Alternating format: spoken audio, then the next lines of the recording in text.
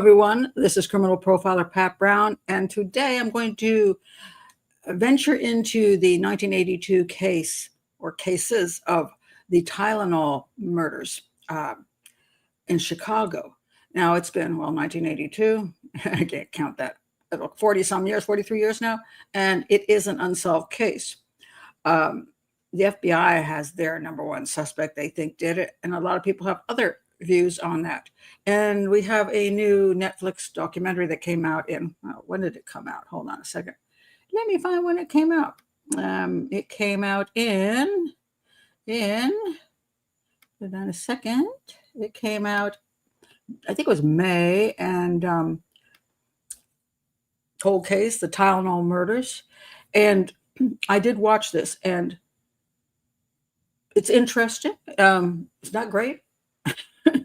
So if you want to stop this and go, if you're not here for the live show and you want to see this, just stop this and go check it out and come back.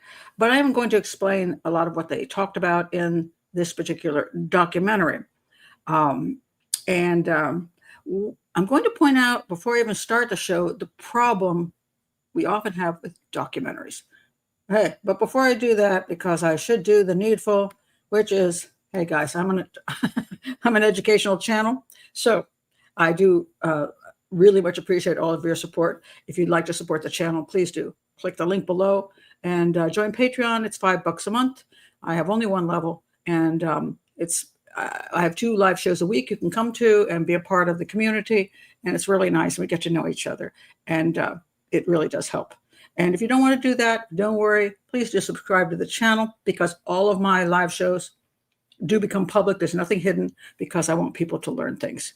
And so I don't hide things so I can make extra money. So, but do subscribe to the channel. Like, check my playlists. And if you have something you're very much interested in, please go to the search engine and put in Profiler Pat Brown, and then whatever case you're interested in, and see if I've already done it, because I'm up to, like, I think 800 videos right now, and they're in my playlist, but people don't like to scroll so much. So if you're really interested if I did something, check it. Just put that in the search engine at YouTube and see if I've done it, and save yourself a little bit of effort.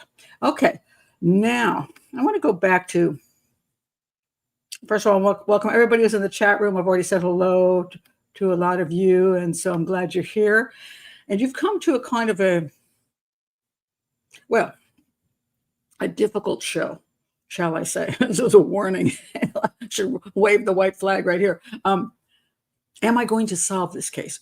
No. Has anybody solved this case? No.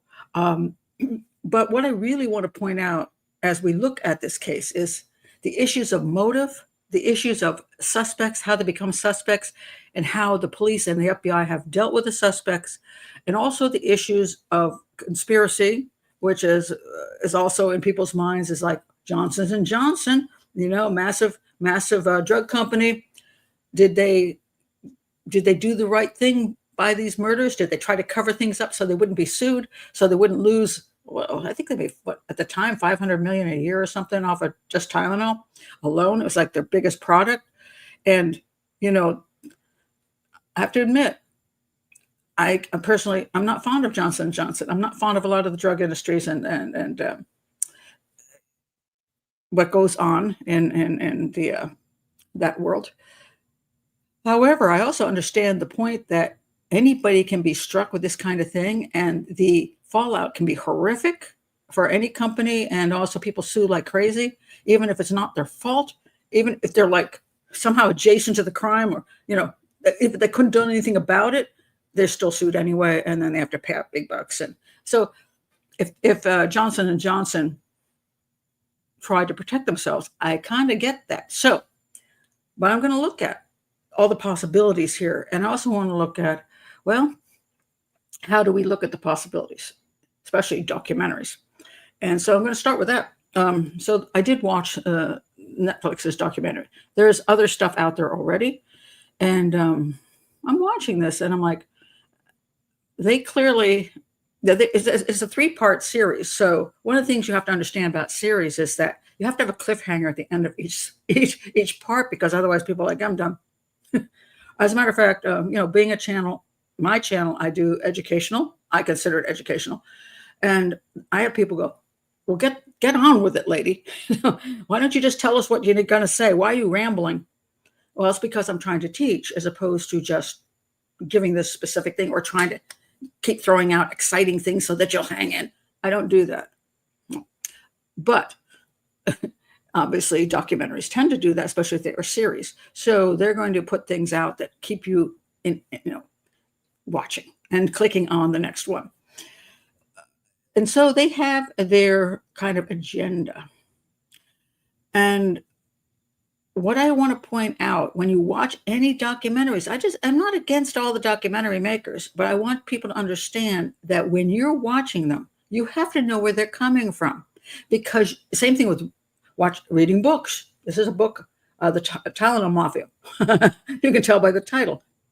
Maybe they got a certain issue, right? About Johnson & Johnson, an agenda, which I read. I did get this book and I read it. I'll tell you about it in a minute.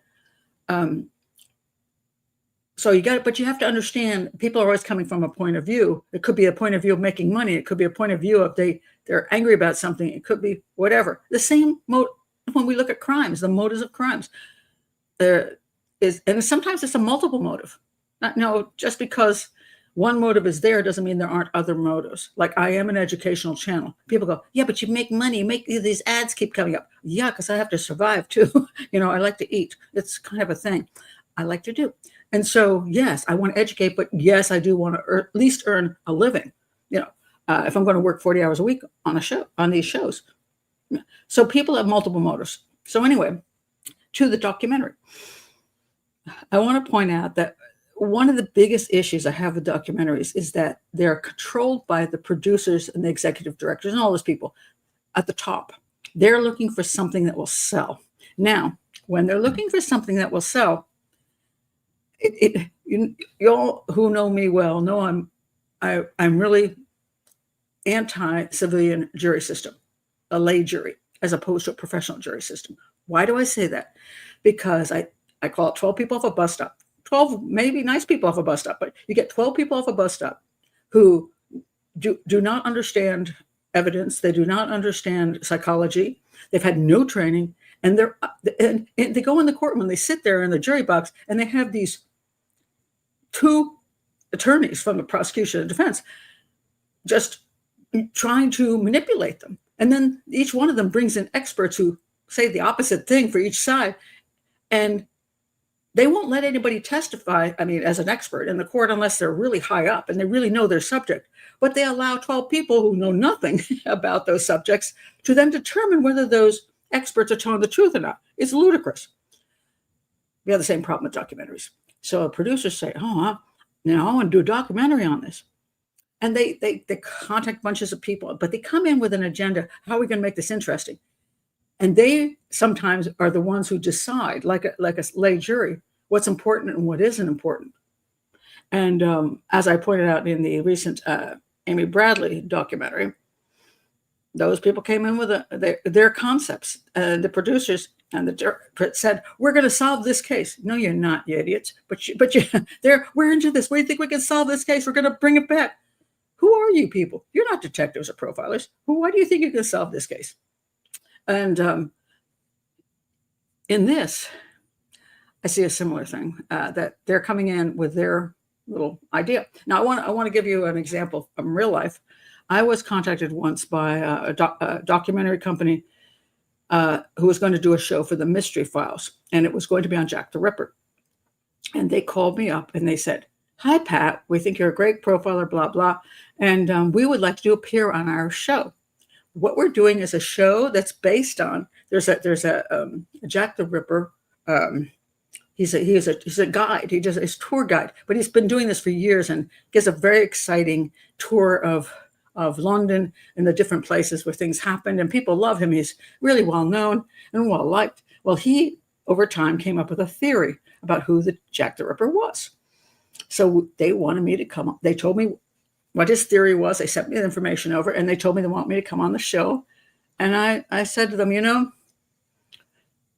I don't think I should do this, because first of all, I don't agree with his theory.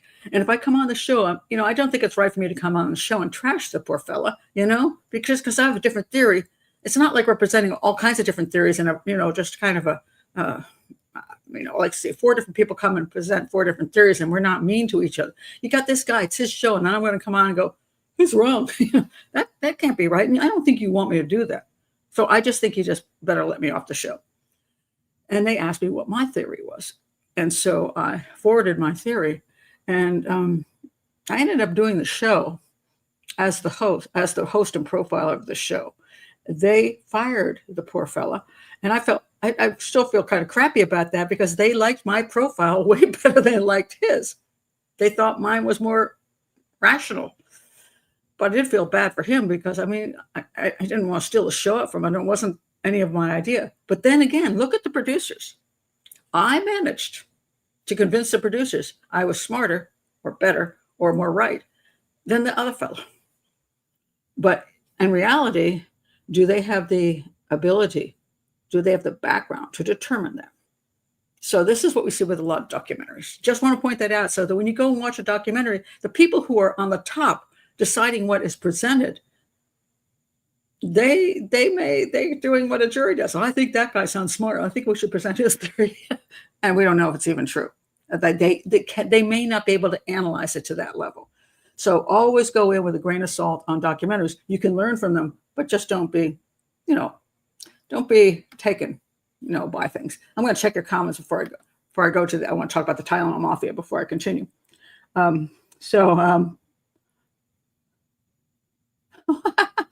Once I warned Pat her phone number was exposed somewhere. She already knew. My phone number, unfortunately, has been out there for years and still is. Yeah. I just to let you know, if the whack jobs call me, if it's an unknown phone call, they all go to voicemail. So I do protect myself.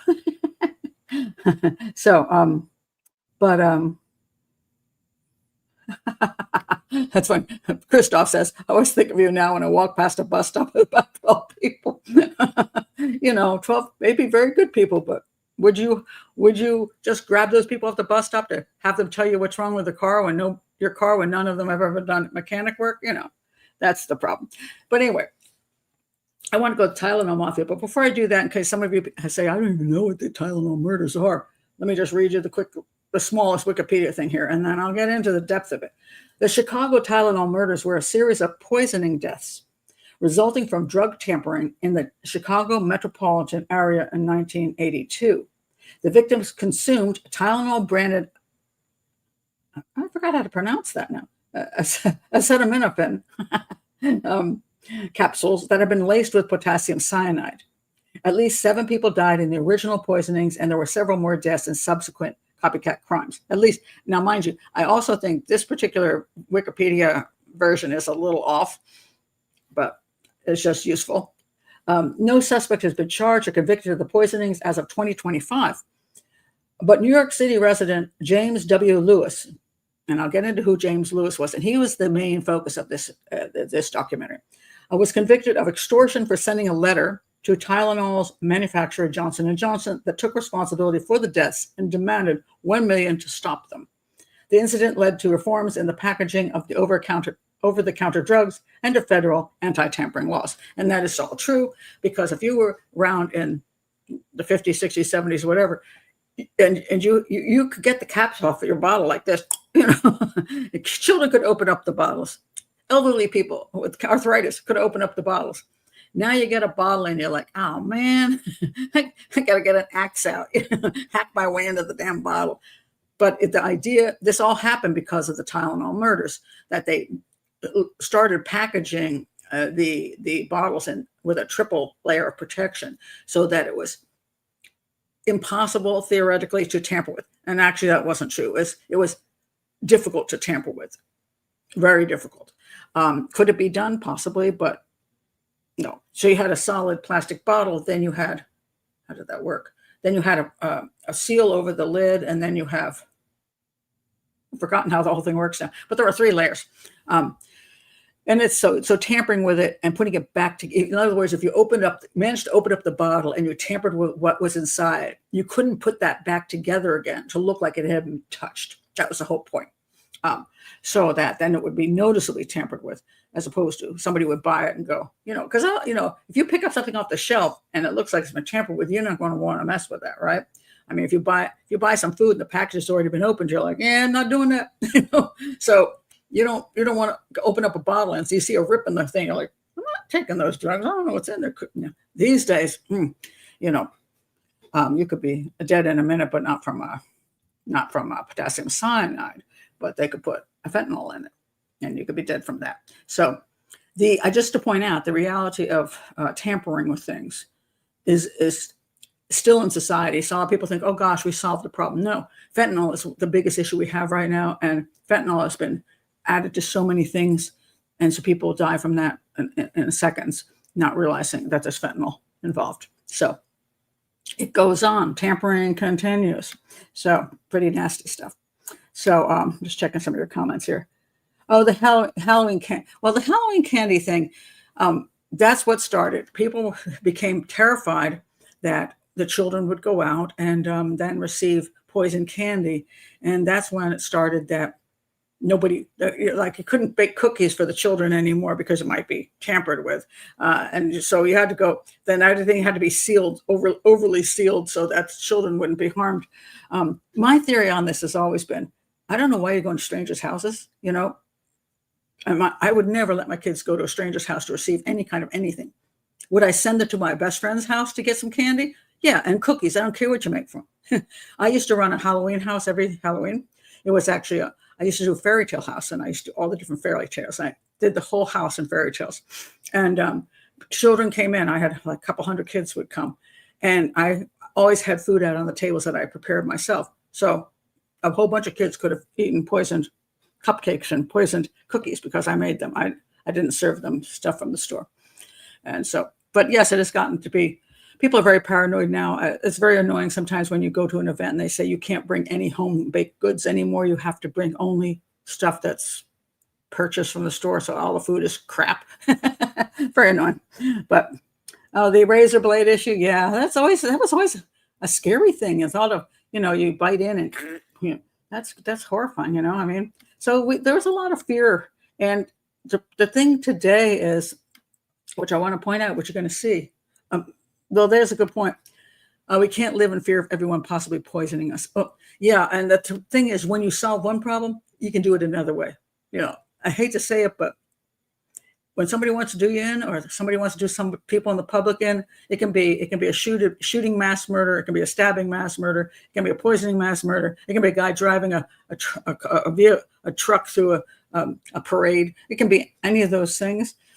So your safety is not something that's absolute. Okay, let me get to the Tylenol Murders. So after seeing this, I checked out, should I read this book, The Tylenol Murders? And it's about 500 pages, and it had both 5-star reviews and a lot of 1-star reviews. And so the guy didn't end up with a great, he's just kind of in the middle, like 3-star for his whole book.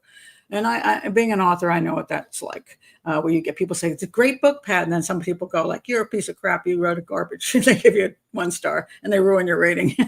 Well, this is what happened to this guy. And a lot of the complaints was this was the most boring book ever. And it's 500 pages, and they just hated it. And it was all, so much about Johnson & Johnson. So quite frankly, I was like, should I buy this book? Should I read this book? Because, it doesn't sound very thrilling. And in the long run, I decided I was going to buy it. And I am really glad I did. Because he brought in a lot of stuff that I did not know from here, or from the internet, or from any place else. And he brought in a lot of very interesting stuff that I will discuss. And this is where you have a problem when you're investigating a crime, or you're on the outside of the crime, watching things on YouTube. You think you have the facts.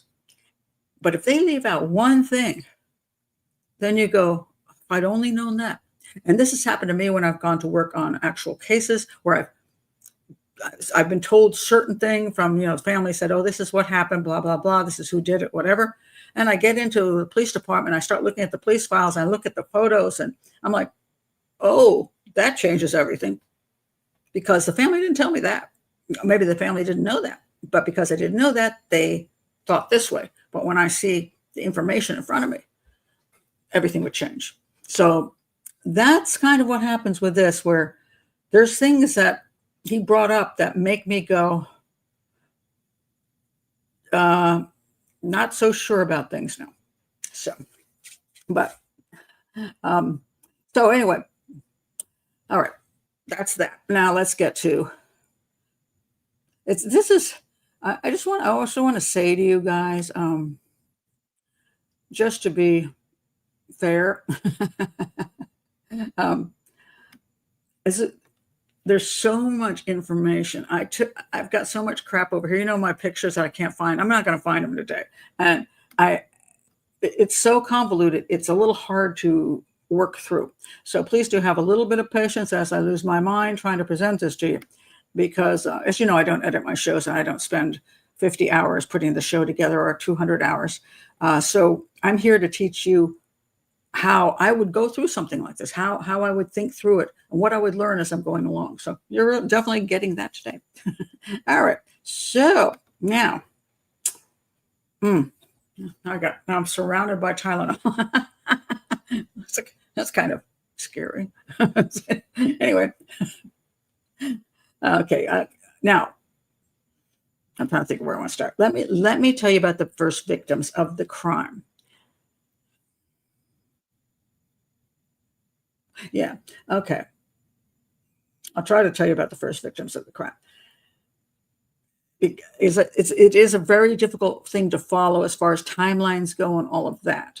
But I'm going to try to make it somewhat clear to you. All right. Let's go to the victims here. I'm still using Wikipedia here just because it's useful. All right.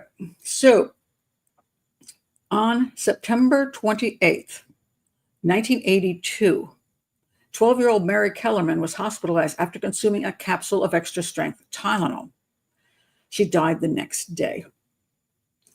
Now, one of the things you have to understand in this whole case is that when somebody dies, they don't necessarily do a toxicology, do toxicology tests that include specific kinds of poisons. So what happens is people always think this. They think you do this I don't know, this test, which you take some blood, you chuck it in under, I don't know, in a test tube. It goes through some machine and it comes back and says, here's exactly what happened. No, this is not Star Trek. It doesn't work that way. You have to do specific tests for specific kinds of things you're looking for. So what will happen in cases like that is if they're not suspicious of something, like they think it has to be something else, they don't look for it. And sometimes they'll just come to a conclusion, we don't know, or heart stopped, an aneurysm, or whatever they come up with. But they're not going to say, oh my gosh, it could be potassium cyanide. So, because first of all, just because she took a Tylenol and then dropped over, the family's not immediately rolling in saying she took a Tylenol and it killed her. Because first of all, Tylenol doesn't kill you like that. You can overdose on Tylenol and die, but it takes days. Because when I worked in the hospital as a sign language interpreter, I remember interpreting for this one girl, and she had OD'd on Tylenol. And it was so sad because they gave her all this charcoal and stuff. I think I'm trying to remember back to what they did. But anyway, and she's like, oh, I'm going to live now, right? And they're like, because she didn't die immediately. But 3 days later is when finally your body just collapses. So it's a horrible way to go. So if you ever want to do yourself in Tylenol, do not do Tylenol, because it's brutal. And so this girl took one Tylenol. So the family's not going to roll in and go, oh my God, she took a Tylenol. They're going to go, we don't know what happened to our daughter. She fell over. She wasn't feeling well. She fell over. Now, so that was the first one. And that was on September 28th, 1982. And let me see if I find a little picture of this poor little girl. Okay, here she is, Mary Kellerman, age 12. All right. Now,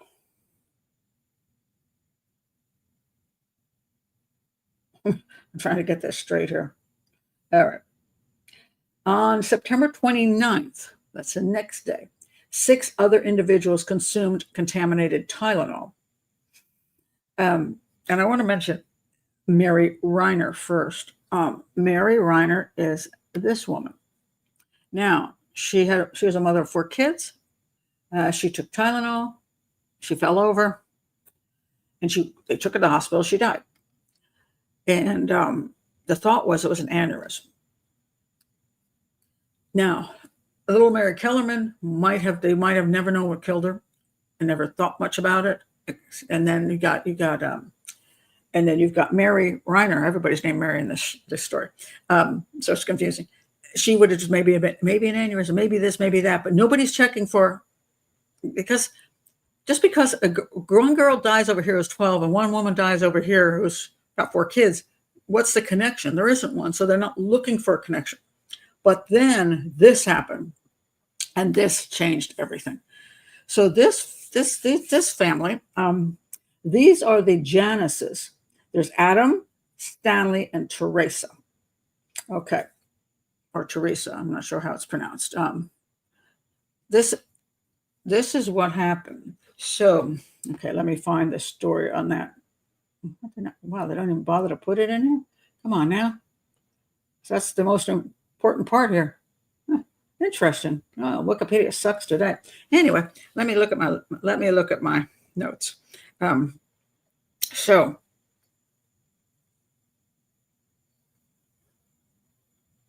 I don't have it in my notes either. Okay, so I'm going to pull up the Genesis just because I don't want to mislead you on this. No, it's not mislead you, but just because I don't have the information. Okay, give me something that has better information on this. 3 members. Okay, 3 members of the Janus family died in 1982. Okay, let's see how it goes. All right.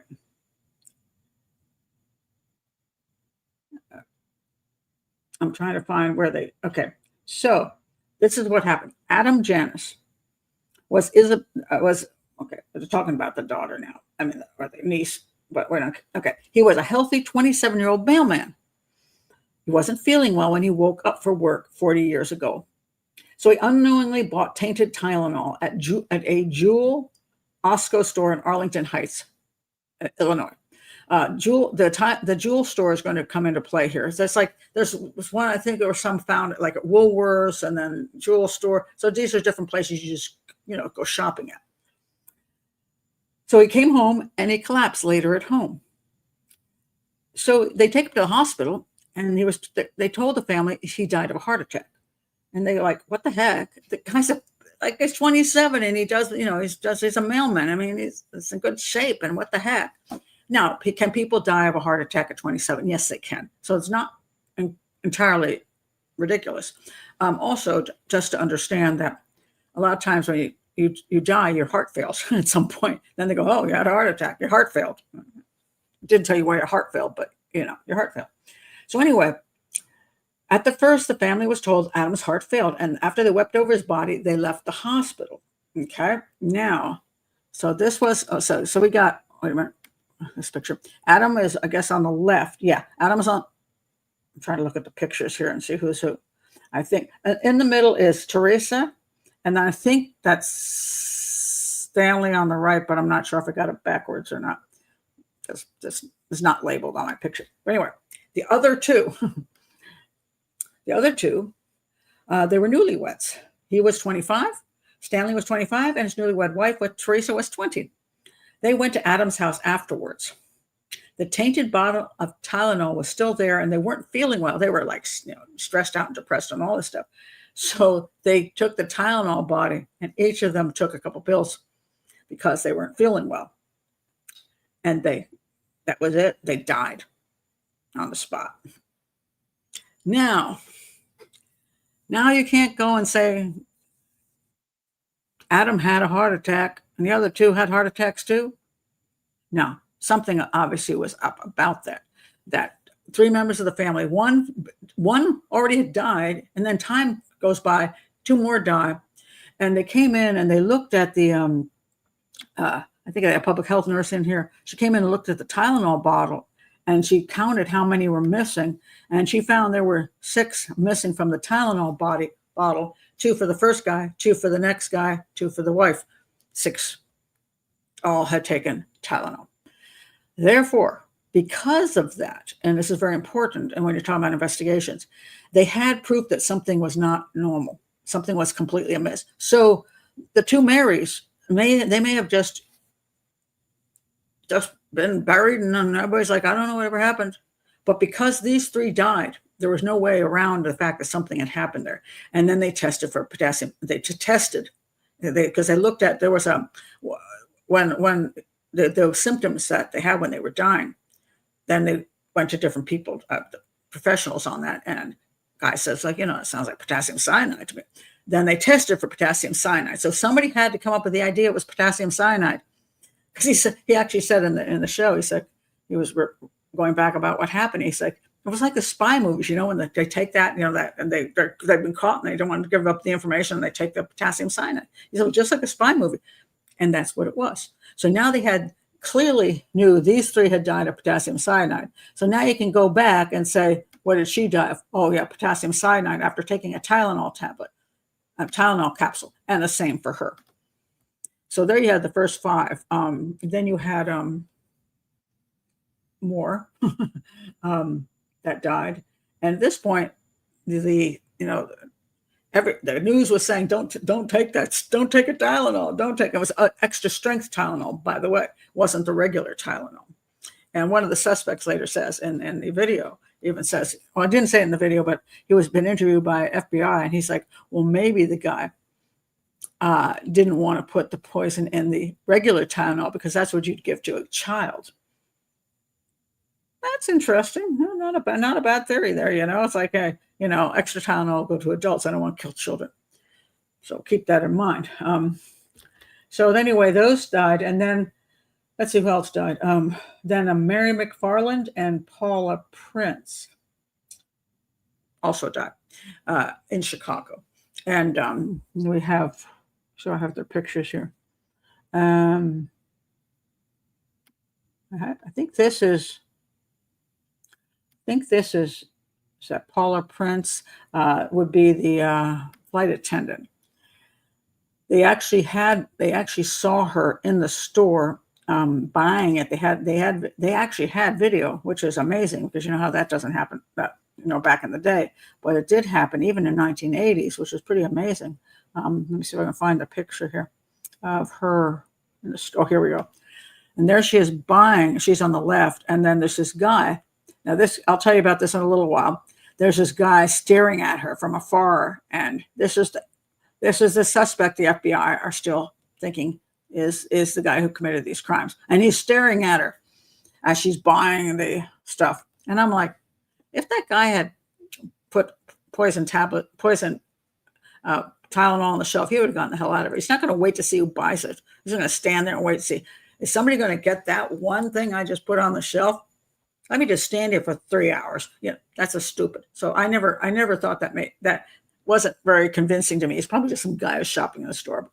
But they've used that to say, oh, I think it's the guy that we like. So anyway, those are the basic suspects. I mean, basic victims and the original ones. Now, okay. Let me stop here. I want to talk about motive. So, this is a very good point, Harpa. And I'm going to get into that. And this is one of the things that the book brought up, that there are probably a lot of other victims we don't know about. So what happened is after they came in and, now everybody is on TV going, all the newscasters going, people are dying from Tylenol extra strength. Are you gonna take that bottle I got here? Let me just chuck a few of these. No, you're right in the trash can. You know what I mean? So stores were dumping it. People were dumping it. And of course, then Johnson & Johnson came out and said they were recalling everything. Just don't touch it. And so, but across the entire United States, not just in Chicago area, for example, or even in Chicago area, there could have been deaths prior to that time, and nobody had a clue that they died of that. And when people threw out their drugs, some of the people just dump it right down the toilet. We don't know how many contaminated bottles there really were. We just know that there were those that are linked to those particular victims. We don't know if there were another 10, 20, 100. And that plays into who might have committed this crime and what the motive was. So that's a whole bunch of stuff. Yeah. So that's a very good point on that. Now let me talk about motive. 3 motives are likely-ish in this crime. One is somebody who hates Johnson and Johnson, somebody who wants to get back at the company. A lot of times people think of that right away because a product of that company is attacked. Now, I don't know how many of you remember back in the day, one of the first profiled crimes was of this. Let me read it to you. This was of the Consolidated Edison Company. This was in 1940. There was a bomber.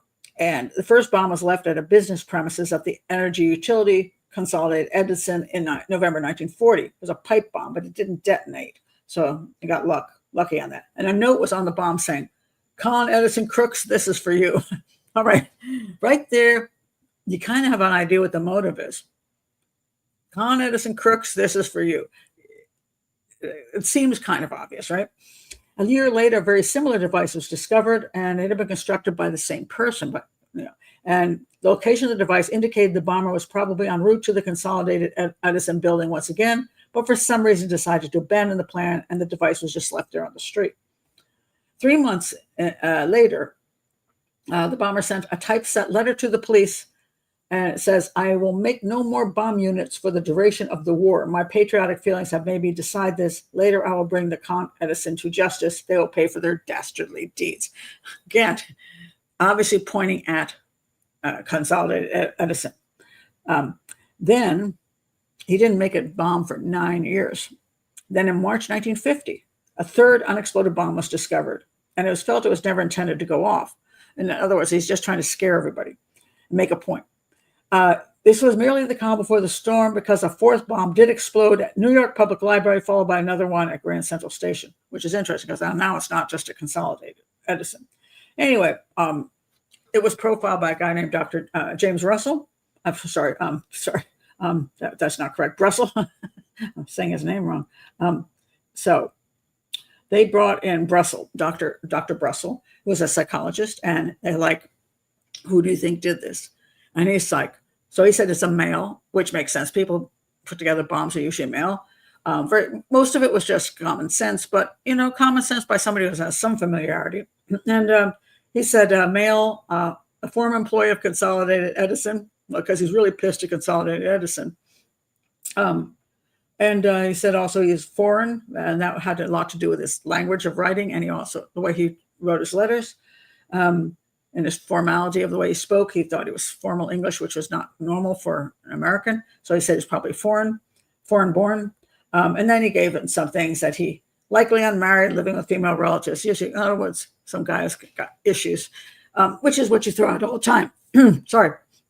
And then the whole thing about this was that when he's found, he was going to be wearing the suit all buttoned up and And he was found that way. And so this is where profiling got this. Oh my God, the profile is so brilliant. Not really. I mean, it was the clothing of the time. And the guy when the police came to his house, he said, "Let me get dressed," because he didn't want to go out in his pajamas. And he put on a proper suit of the time. So was the Brussels wrong? No. But was it brilliant? It's good, But anyway, this was a guy that clearly was pissed off at the company.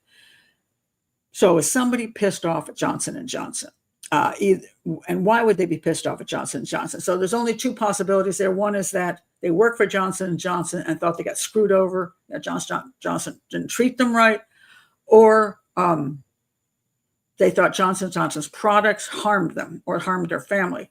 And it doesn't have to be Tylenol. It could be any Johnson & Johnson product. So that's your one motive. The next motive is, I'm just a mass murderer, and I like to do things like this. And I thought this would be a cool way to do it because I'm not good at shooting and stuff like that. I don't want to be shot by the police. So I'm going to do this thing. And so I'm going to poison. I love playing around with chemicals, and I'm going to poison people. I'm going to watch them drop one by one, ha ha ha. And I will laugh about it because it will have been me and they won't know who I am. And if I do get caught, I can still say ha ha ha. So that would be a mass murderer who wants his day in the sun. He wants to be in the newspaper, whether his name is there or not, doesn't matter. He wants to be famous, and this would do it. Well, I will point. Well, there's actually a third thing there where somebody's just so hateful of society, they just want to hurt people. That goes along mass murder too. It's kind of a mixed bag, and they just want to kill people, and they just love the fact that everybody's dying, and they're not. The third basic motive is that this isn't really a mass murder, and it's not against Johnson & Johnson, but they wanted to kill somebody close to them. And in order not to be suspected of, if you poison your wife or husband, you're going to be number one suspect. But if everybody else is dropping dead of the same thing, then you think that person's just a victim like the rest, and you may not look at the family members. And actually, 2 of these cases, they did look at family members. Now, in one of these cases, the woman who had the 4 kids, they actually thought maybe her husband or did her in, or father did her in. They were pissed off about something. They actually looked at that family. And also, there's a later, 4 years later, another woman died. So it wasn't in Chicago, it was in New York, but by also Tylenol poisoning. I'll get to that later on. But they thought maybe her boyfriend did her in, or her to-be future in-laws, that they killed her, and that they go, oh, look, it was Tylenol again.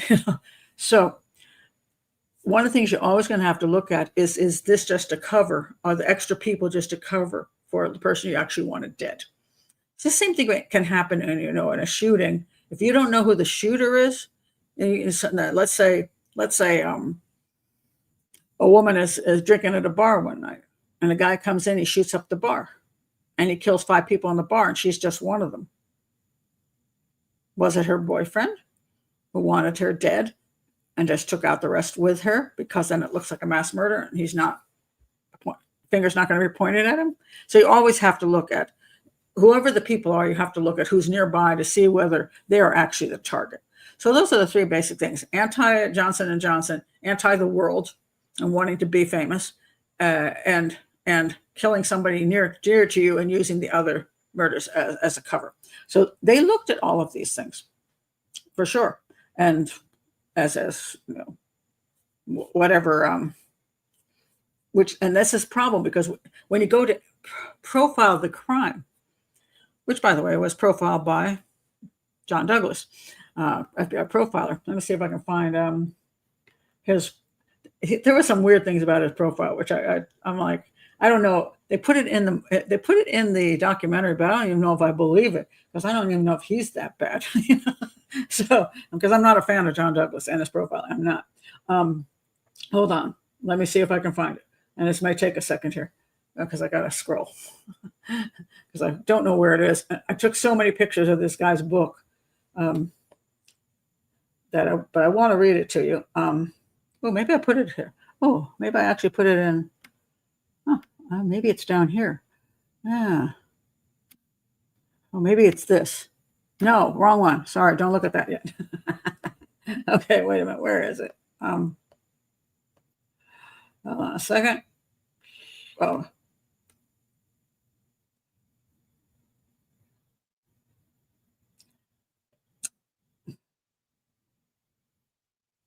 It's not an easy way to find this, I tell you.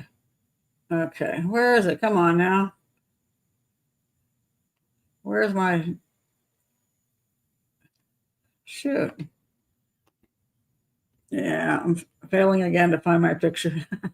This is where everybody gets a shot of whatever they're drinking and waits to see if I ever find it, which may not. But I thought it was amusing, because it was a kind of a... this was like, for John Douglas, it was really like he was very new, actually, as a profiler, and had never profiled anything like this. He profiled serial killers. And so then he was asked to profile this crime, and I'm like, okay. So he did his best. Okay, here we go. Found it. So Douglas said he believed the killer was a man, which again, this is not usually a female kind of crime as far as playing with all the chemicals. Women will kill their relatives, like we know, like happened in Australia recently. She's poisoned up the beef Wellington and knocked off people. Women are good at that, but for some reason, the bigger thing, the mass murder stuff, is not as much there. So he said he believed the killer was a man with a long history of failures in all areas of life. Well, that's probably one of these things where, again, generally speaking, you are not really into mass murder unless you're a big fat failure. Although, well, yeah, most of the time that is true.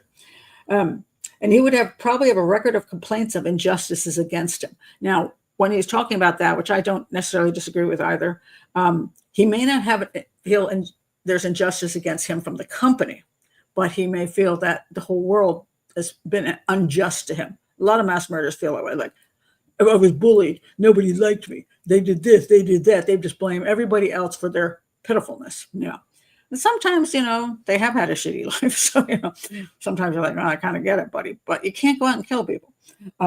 He would have gravitated toward positions of authority, which I don't see anything in this that proves that. Again, you should never profile what's not based, generally speaking, on the actual evidence, which was pretty crappy in this crime at the moment. But would have had trouble keeping a job and likely had a psychiatric record. Interesting, the two main suspects in this crime did have jobs, and I don't know, psychiatric record. Not that they weren't in psychiatric institutions. He would have had periods of depression and hopelessness, kind of like the rest of us, and likely experienced some stressful event around the time the deaths occurred in late September. This is a standard used in almost every profile of any mass murder or serial killer. Now, is there a reason to say this? There is a reason to say this. The reason being that when you lose power and control in your life, that's when you feel the most down and the most angry. I think any of us feel that way. Let's say you just went through a crappy divorce. You feel like, well, you're depressed. You feel hopeless. It's like, my God, my marriage is over now. What I'm going to do? Blah, blah, blah. It's not good.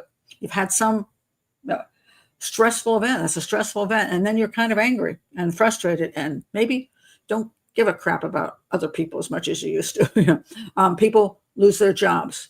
You see a lot of mass murders that lost their job. Midlife crisis guys, usually the job went or the wife went. And they go in and shoot up the workplace.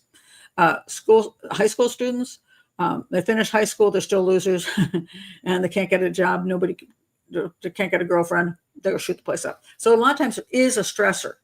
It's a loss of a girlfriend, wife, money, job. Just a failure thing. And we see mass murderers usually be in two times of life. One is teen years to early 20s, where when you're a teenager and you're going into you're becoming an adult, you think, I've got the whole world ahead of me. All these great things are going to happen. And then you're like, well, none of that is happening. I'm a loser. I can't get a date. I can't get a decent job, and whatever. And then you realize, man, I'm never going to be anything. And then you decide to commit a mass murder. Or you're a midlife crisis, and you thought that everything was going to go well, but you got to midlife and you didn't get the raise. Your boss just ignored you for somebody else. You're stuck in a boring job. You realize this is it. This is what you're going to live like for the rest of your life. You now don't like your wife anymore. You've been stuck with her for 20 years and you're kind of done with that. So you're at this point where you're like, my life is screwed. I see no future. And that's your next group of mass murderers. So if you're looking at who might have committed this crime, those are two age ranges one might look at. And now let me point out, when you do profiling, that's just a vague thing. That's not in the evidence. I have no proof in this evidence of this crime of how old that person is. So when you do a profile, one of the things I've had problems with FBI profiles is that they say things as if they are absolutes. The guy was this, no, you don't know that. because it's not in the crime scene stuff. What you can say is the guy had access to potassium cyanide or made it. That you can say, because that's evidence.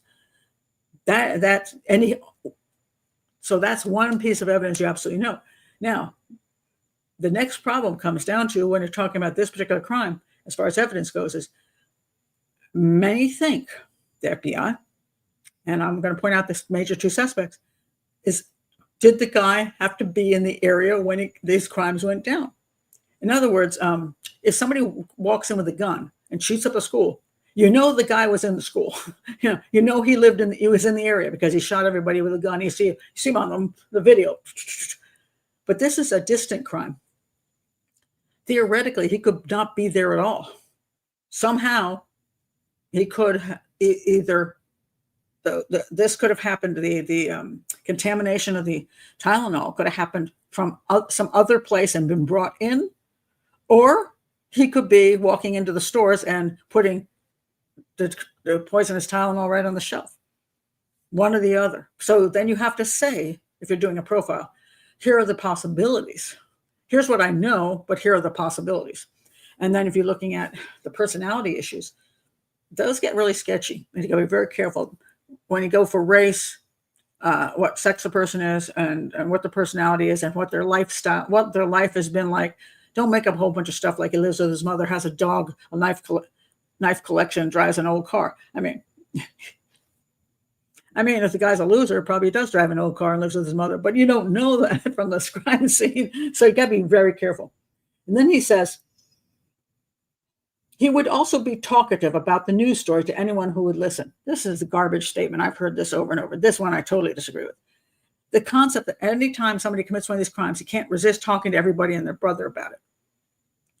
Sometimes that's true, but sometimes it's not true at all.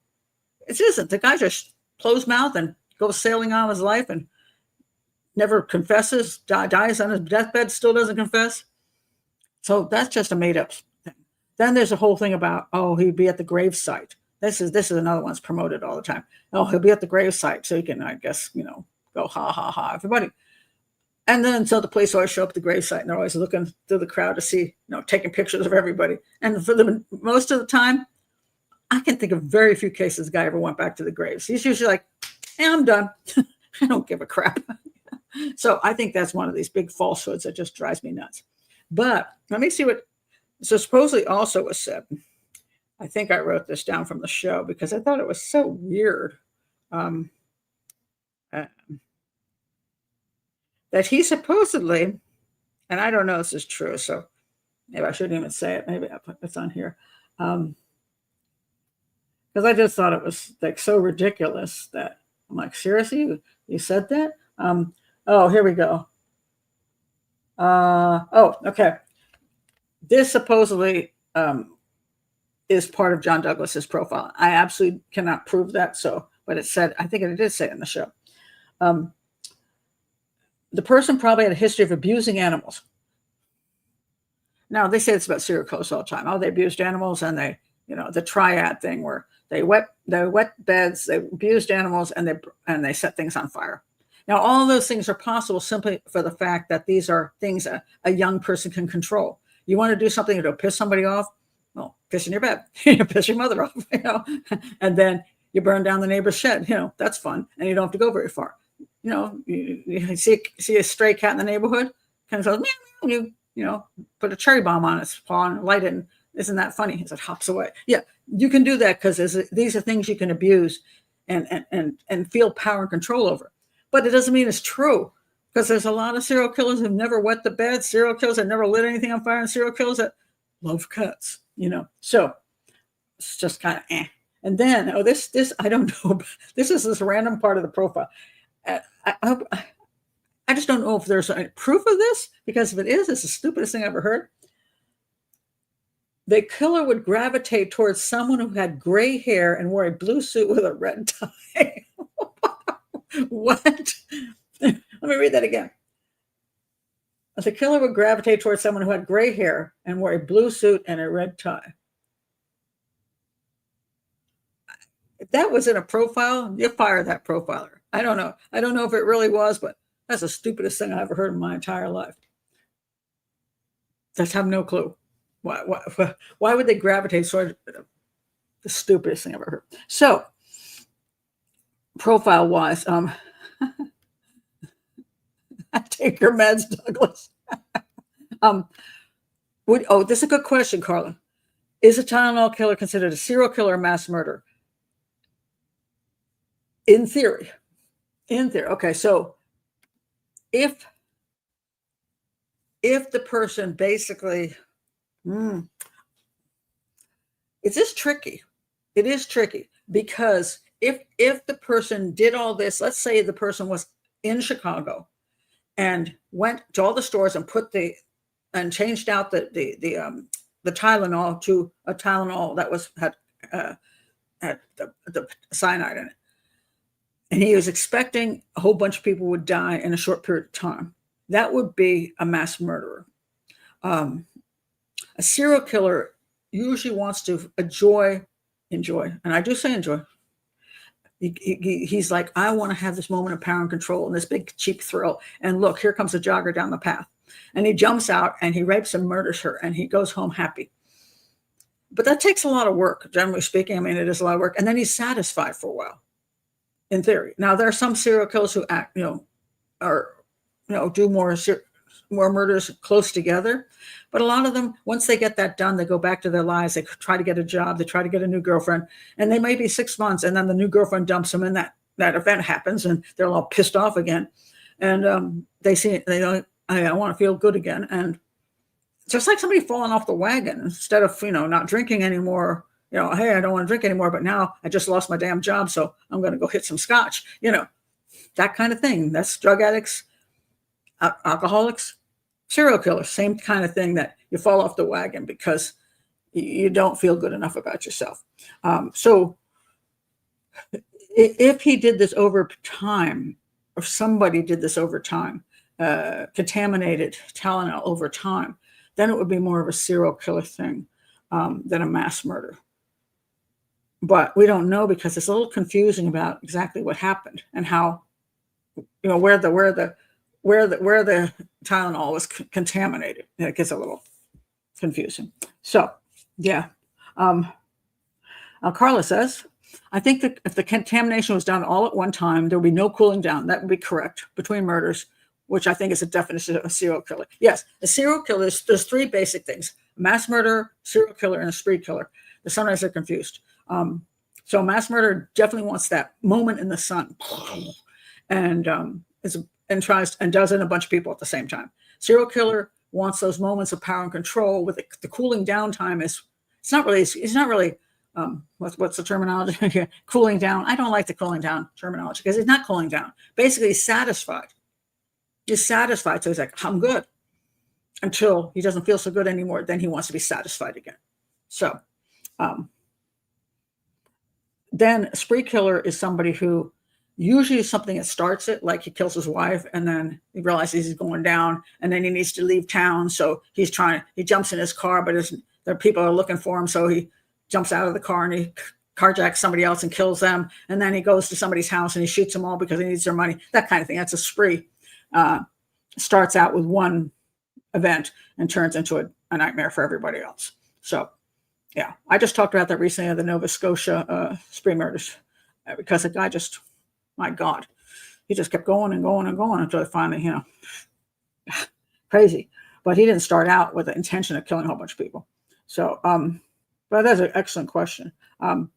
Okay. Do we know if the cyanide was inside each individual capsule? Yes. Could it have been a powder scattered inside the bottles and sticking to the exterior? Apparently not. It could have been. I mean, theoretically, that could have been the way it worked. But it does seem that the little capsules were pulled apart, and the cyanide was put in them, and they were put back together. And they know that because of, let's see if I have my picture here. There it is. Okay. You see that little brown area? That is kind of because that's where it was taken apart, and there's some residue kind of thing happening there. And also that supposedly when the Tylenol is brand new and it's put together properly, there's no, the writing Tylenol is like they said equal on both sides, but when they person put it back together, it's like not quite in the right place. So they know that the capsules were opened, and the poison, the cyanide, was put inside. So yes, that's so it's not just, but it could have easily. Yeah, right. Though, I mean, there's the interesting thing about this is that there's a million ways you could put the cyanide that would do people in.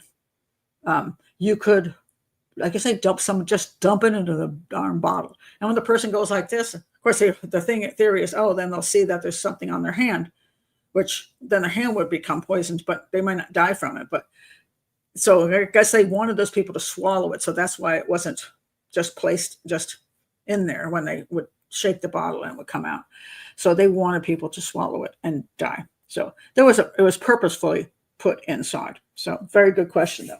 Okay, so those are the major motives. Now, they had these dead people, and they were specifically, for the most part, in a particular area of town. In Chicago, at least in the beginning, I have a little mappy here somewhere. There we go. And it's pretty terrible, but that's not the one I wanted. That's good enough. Okay, there's the Janices up there. Then there's a Mary and a Merriman. There's a lot of Marys. Anyway, there was, and over there you're going to see a Howard Johnson's over there. There's a meaning to that Howard Johnson's, but generally speaking, the police, when they try to figure out where all the places that the stuff was bought, that the person, if they went to each one of those locations and essentially switched out. Now, sometimes they say they opened up the bottle and put the stuff in, but they could have switched the bottles out too. That's easy enough as well. But it took, they said, an hour to go from place to place to place to place to place. So within a very short period of time, somebody with a vehicle could easily go to all these locations and change them out on the shelves. And then they put them on the front of the shelf so that the next person coming would grab that bottle. Now,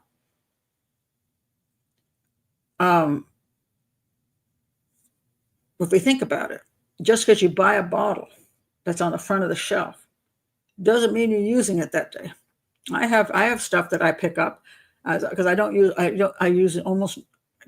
not on any prescribed medication, and I only use two things. And one is Advil. That's why my back hurts. I play pickleball and table tennis. I'm like, oh my God, my back is going. I do take Advil, and I do take Excedrin because I have, occasionally I've had a Aura, which is migraine stuff, and I'm kind of paranoid about that. So if that pops up, I chuck to Excedrin really quickly to try to stop it, and it works. At least I think it does. I've convinced myself of it anyway. And I still have the Aura for like 30 minutes, but then it goes away. I drink a lot of water. I drink a ton of water. I take the two Excedrin. I try to eat something salty and something sweet, try to balance everything out. But those are the only two things I take. Now, I buy Excedrin. That's how I go to the store. Oh, there's Excedrin. Grab it off the shelf. I bring it home. Now, think about this. I might already have an Excedrin bottle. And so I'm like, oh, I'm shaking it. Oh, damn, that's getting low. It's getting low. Let's say it's got 8 Excedrin in it. Well, I don't have these headachy things very often. But I buy another bottle just in case. You know what I mean? And I chuck it in. I have one box, which I put stuff in, like makeup and medicine. Not much in it. Makeup and medicine. I can't do good makeup and I don't take much medicine. But anyway, it's a little box. I chuck it in there just because I see it at the store and I go, oh, I should buy that. I may not touch that for another year. Just because it was sitting in the front doesn't mean I'm going home and chucking those suckers. So it's kind of interesting that the person who didn't wasn't necessarily going to be assured that everything was going to happen within a short period of time. Now, here's the thing. We don't know actually how many bottles were contaminated, as I pointed out earlier. It could be that he could have gone in there. There's two different versions. One is somebody contaminated the Tylenol capsules, and did not take them to the store. I'll get into how that happened. So, in other words, he wasn't specific. He didn't actually bring them to the store. That they were delivered to the store through a delivery system that he had infiltrated, and therefore he was sitting home like this. And other people were just bringing bottles to the stores and they were just being put on the shelves. Or he went in and did it personally. So those are the two different theories. Now, if he did it personally, he would have to replace a lot of bottles if he wanted to have that instant reaction. So we don't know. I mean, if he did do that, did he go in there, look both ways, and replace 10 bottles in each store so that there would be like and maybe go to 10 different stores and have hundreds of bottles out there? We don't know because, again, as soon as people started dropping over, they said, don't touch that Tylenol anymore. If I had that Tylenol sitting in that box, you think I'm going to touch that stuff? Going right down the toilet. You know what I mean? So I would get rid of it. So we are really not sure of how many bottles were put on the shelves and when people actually took them. So when you look at what his purpose was, did he know that everything was going to blow up like that in one day, in a couple of days, or did he think this would just go on for a long time? Or had it actually gone on for a while? A bunch of people have already died and nobody ever knew about it. And then there happened to be this explosion on that one day. And nobody's answered those questions. So we don't know. So I'm going to get into the suspects now.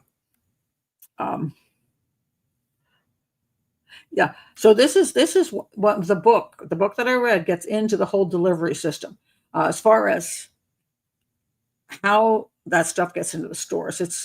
And this is it's so complicated that, believe me, I'm not that bright at it. So, I'm going to try to tell you basically what he said. And this is another point. Tetrafin says he could have worked in the Johnson & Johnson factory that made these tablets. Now, one of the women that you're going to see, and if you watch a documentary, is one of the children of the woman that died. And let's see if I can get her picture up here. Where is she?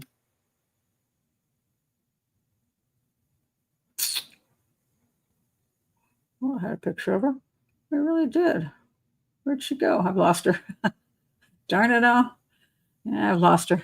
Okay, I forgot to put her up. But anyway, her daughter's in the movie and the documentary, and she thinks that it didn't. She thinks that Johnson & Johnson's covering up that it happened within their facilities, and they don't want to pay out massive amount of money because then there is a big huge cover up. So that's her theory on it. But anyway, let me get to the two main suspects, and then the other possibilities. All right. So if you watch the show, the main suspect is this fellow. Where are we? Where am I? So anyway, right after this stuff all came down, Johnson & Johnson got a letter, and it was basically an extortion letter, and it said, I want $1 million, and if you don't give me $1 million, I'm going to keep killing. That was the extortion letter, and the theory on that would be essentially that I still have the ability to go to stores and put in more Tylenol, adulterated Tylenol, and more people will die. So they try to figure out where this came from.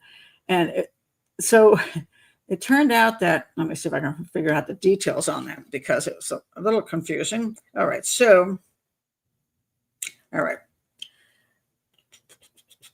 An extortion letter arrived a week later after the woman, remember the woman that was in the place with the guy standing behind her, supposedly staring at her, which I think is nonsense.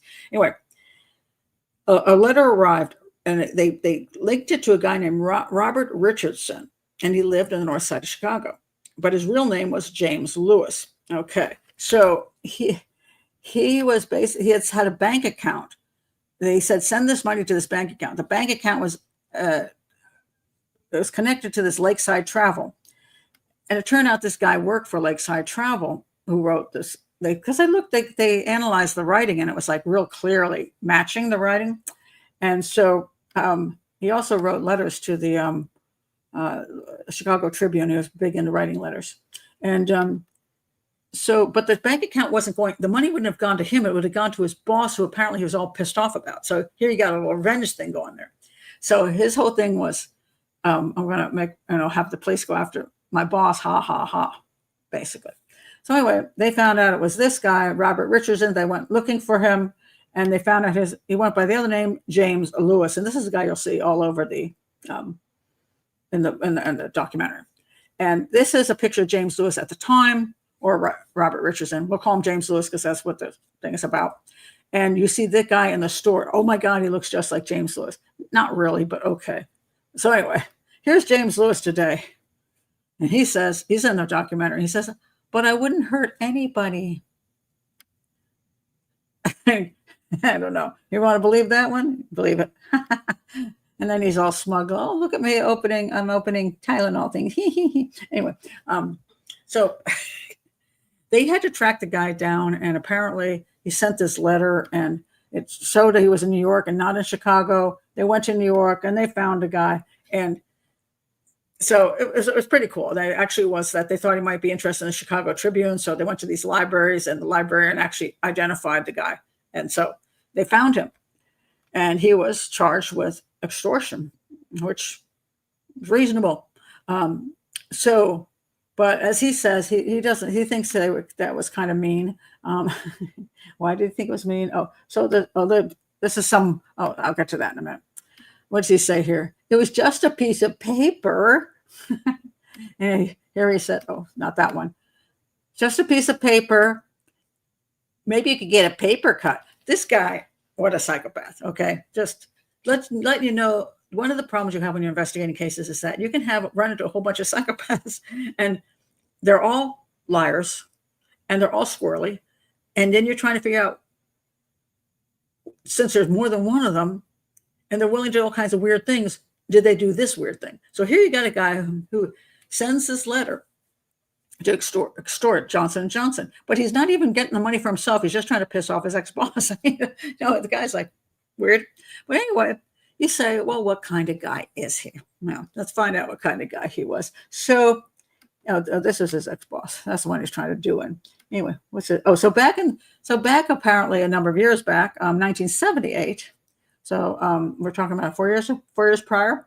This guy, who was the neighbor of this guy, right? He disappeared, and he used to come around to his house, and they used to hang out and stuff. And as he said, he was our friend, because he's married, by the way. He's got a wife who stuck with him through thick and thin. Even went to prison for 10 years for the extortion. She hung with him, and he's got a great wife. Anyway, so they had a baby, and the baby had Down syndrome, and a little girl.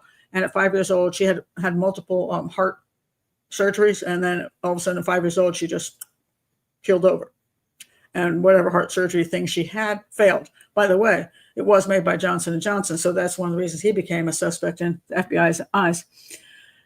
Anyway, the friend used to come around. First I made friends with a little girl, and then he just came around and was, whatever. And then one day the guy just kind of vanished, and then nobody knew where he went to. And they found a note on the guy's door that said he'd gone on this trip, and he had put the note on the door, but the guy never appeared. And then he was finally found in the attic of his own house. I think his name was West. He was found in his own house, and it was in pieces because the person had chopped him up into all kinds of pieces. And that's why they're taking him out through the window there. And so he became a suspect in that case. For good reason, because it turned out the guy was a fraudster. I mean, he forged checks. He did all kinds of that kind of stuff. So he had forged a check, and he said, oh well, he signed the man's signature and said, oh well, he was giving me a loan. I was going to pay him back when he came back from his trip. Sure, okay. So at any rate, let's see. So he should have gone to prison, probably for the murder of that guy, because there was a lot of things linking, but they didn't read him as Miranda rights, so he walked. So then there was another incident where a woman, in the show, it sounds really awful. He worked with this woman, and he did terrible. Supposedly she was a kid, not kidnapped, but in the same, it is kidnapped if you can't leave where you're at, and like some kind of stuff was put on her face and caused her not be able to breathe, and then she was sexually assaulted and all kinds of things. Well, she wouldn't testify in court, so that all went to hell too.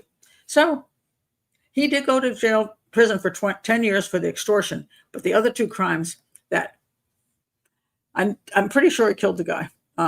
whether he sexually assaulted the woman, I don't know. He claims I never touched her, but so at any rate, he's a pretty creepy dude.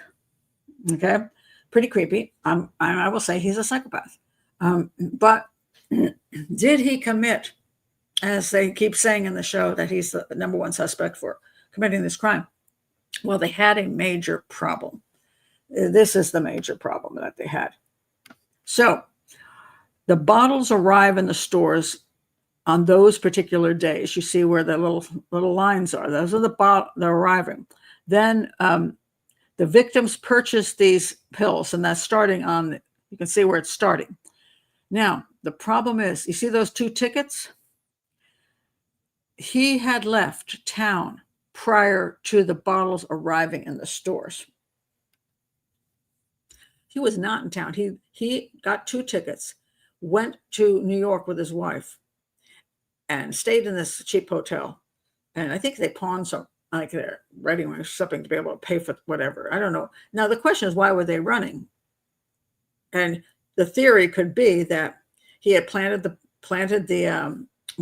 bottles. This is what it looked like, that he had put the poison in the bottles, put them on the shelves, and skipped town, and then sat there in New York and wrote the letter. But the problem is, they couldn't put him in the town. He had already left town on the train, was checked into the hotel. They saw him at the hotel, and they had no evidence that he ever returned to Chicago.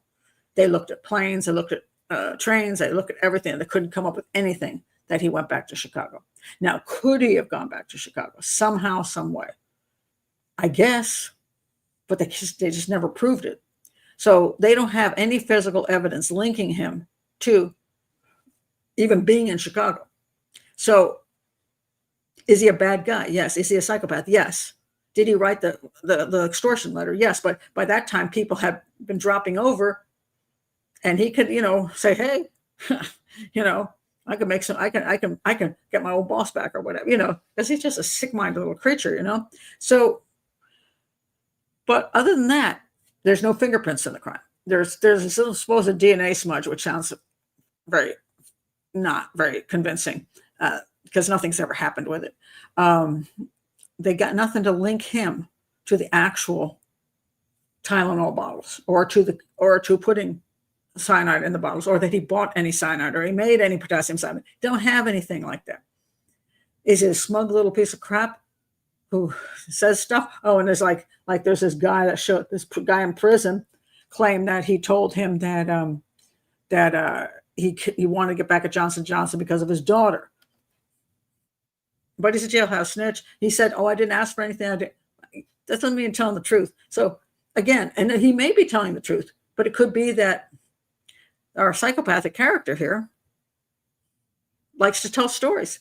And he's saying, hey, I'll tell you a story. I did those Tylenol crimes because I pissed off at Johnson & Johnson. Doesn't mean he did the crimes. It just means he's making claims. So the FBI still has him as their number one suspect, but I don't see anything that links him outside of the letter. The letter doesn't link him to the crimes. And he took advantage of the crimes when he wrote that letter. So, and Benny had sent something ahead of time that said, I don't think it's improved the guy did it. And Benny, you're correct. I don't see it either. So, I mean, he's such a good suspect, but there's just nothing to make him be the guy. There is a better suspect if the guy was on the ground going to the stores, and I'll get to that in just a second. The second suspect. They did determine that. You could make it yourself. So there's another case which gets more complicated, where 4 years later, another woman, this woman, Diane Elsroth in New York, Yonkers, she fell over after taking Tylenol, and there was supposedly one extra bottle, but it was not the exact same compound that was in the original ones. Now, that doesn't mean, in my opinion, that can't be the same person, because, just because you did use one thing one time doesn't mean you can't use something slightly different the next time, depending on your supply or whatever. So now there was another claim in the show about how that the cyanide was a testing material in the actual Johnson & Johnson place, and that maybe it contaminated things. Well, first of all, that's kind of silly because it's not going to accidentally contaminate inside the capsules. I mean, and if they used it for testing, it's nowhere near the production area or fulfillment area. So I find that not to be believable. Now there is going to be, and I'm going to get into another possibility how it could happen in the distribution part of it, and the creation part of it, but not by that method. It would still be somebody. In other words, this isn't accidental. This isn't careless stuff. This isn't a company who just didn't do proper caring of their materials. This is a deliberate attack by somebody either who was not outside of Johnson & Johnson, or it was somebody who had access from inside one of the Johnson & Johnson facilities or their distributors or some aspect of it. And it's complicated, but I'll try to read from this guy's book what he was saying. It's possible, but it's still a deliberate attack. The guy's still a mass murderer. The question would be would be why, if that were true. So yeah, it's a really complicated case, and that's what I'm saying. I'm not going to be solving it here today. Probably a copycat, possible, but here's the kicker on that one. This was after they put all the fancy crap on the bottles. There was no sign of tampering with the bottles. In other words, nobody cut into it or did anything to it. So the problem is that if that's true, the first round in Chicago, all you do is flip the top off, pour out some of those suckers, replace them, put them in the bottle, stick the top back on. But this particular woman who this happened to 4 years later, they had all that fancy stuff. So a regular person could not remove all of that, contaminate with cyanide what's inside, and then put all that stuff back on and make it look like it never been touched. So this second round, there was only her, and there was one other extra bottle found. You would think the person had to have access to the materials in the factory or in one of the processing places to be able to do that. So, but could it be a copycat? Yes, it could. So they could have said, that's really cool. And they said, I want to try that. And I work for this company and I have some access to something. So I'm going to adulterate one of the bottles. Sure. That's possible. So that could be a copycat. Absolutely. Yonkers is a large city. Well, it is. Okay. Harper says, very limited information, but didn't seem like they had a reason to be in New York. Not really. I don't know why they went to New York. You're absolutely correct. There's a lot of missing information. And in the book, I have some issues as well. I'm going to show you what they are, because it's frustrating. This is why I point out again, when you're doing investigation or you're trying to profile something or you're trying to understand something, you don't know what they're leaving out of everything from the police. You're not seeing the police report. And if you're seeing the police report, you're getting everything in the police report. You don't even know. Sometimes, I mean, there's a case I worked in South Carolina, the Superbikes motor case, Superbikes case with it. 4 people were shot down in the motorcycle shop. And I had questions and I asked them about certain things. I didn't get those answers. They weren't in the police reports that I read. So I eventually did a FOIA request to answer the questions that I had about the ballistics. And they took my $900 and didn't give it to me. Yeah. So still don't know because they're crooks. They were crooked. Sheriff Wright, crook. He's now being investigated. Thank God for something. Not for that, but for everything else he's crooked at. Could he have paid someone to place the bottles there at a later date? Supposedly the ones 4 years later, probably not. But the interesting point being that could somebody have paid somebody else to do something? Yeah. So if you're talking about, okay, what's his face? Lewis. Okay, let's look at Lewis. Let's say He wasn't there. Okay, I want to reread your question. Could Lewis, okay, I think you're talking about Lewis. Okay, I read this wrong. Could Lewis have paid someone to place the bottles there at a later date after he tampered with them? Yes. That is excellent. I'm glad you brought that up. Yes. So he could have thought, okay, here's what I'm going to do. I'm going to mess these things up and I'm going to give them to somebody and I'm going to say, here's what I want you to do. All I need you to do is go into, I want you to take a drive. I want you to put these bottles on these shelves. I'll pay you whatever amount of money.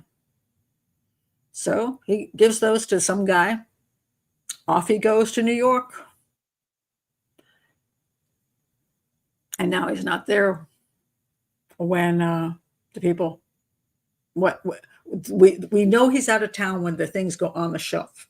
Because there's a date when they couldn't be on the shelf prior to that, so they had to be after that. There's, especially on one of the cases, it was like the day before they went on the shelf, the day after she took them. So there's only, if he wasn't there, he wasn't there.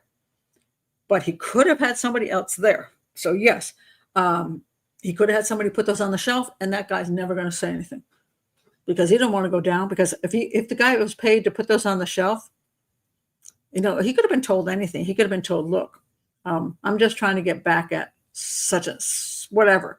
There's nothing poisonous in the bottles. It's just going to be a joke. You get some fool, some poor, whatever, and you tell him, I'll give you $200. I'll give you $500. Hey man, I'll do it. And he does it. And then once he finds out that everybody's dying, you think he's going to run forth and go, oh, by the way, I put them on the shelf. He's just going to go hide. You're not going to talk to anybody. So yes, that is possible, and that was not brought up during the show at all, and wasn't brought up in the book either. So you did a good job profiling and thinking about it. Yes, he could have paid somebody, and that person doesn't come forward, so he could be just sitting there smugly going, "Yeah, I did it," and you can't prove it. Ha ha. So excellent, good job. I like it. So yes, let's keep him up. There's no physical proof that says he did. That's the problem. And he wasn't in town. So that is the big problem. But yeah, we could have done it that way.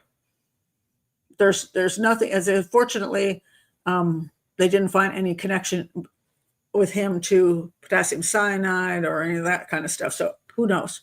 But he is definitely a psychopath and a violent one and a creep. So yeah, he could have paid somebody. So good. Keep that in mind. And now we'll go to number 2, fella. So the other guy is this character, and he was who is he? This guy is so let me find his name here.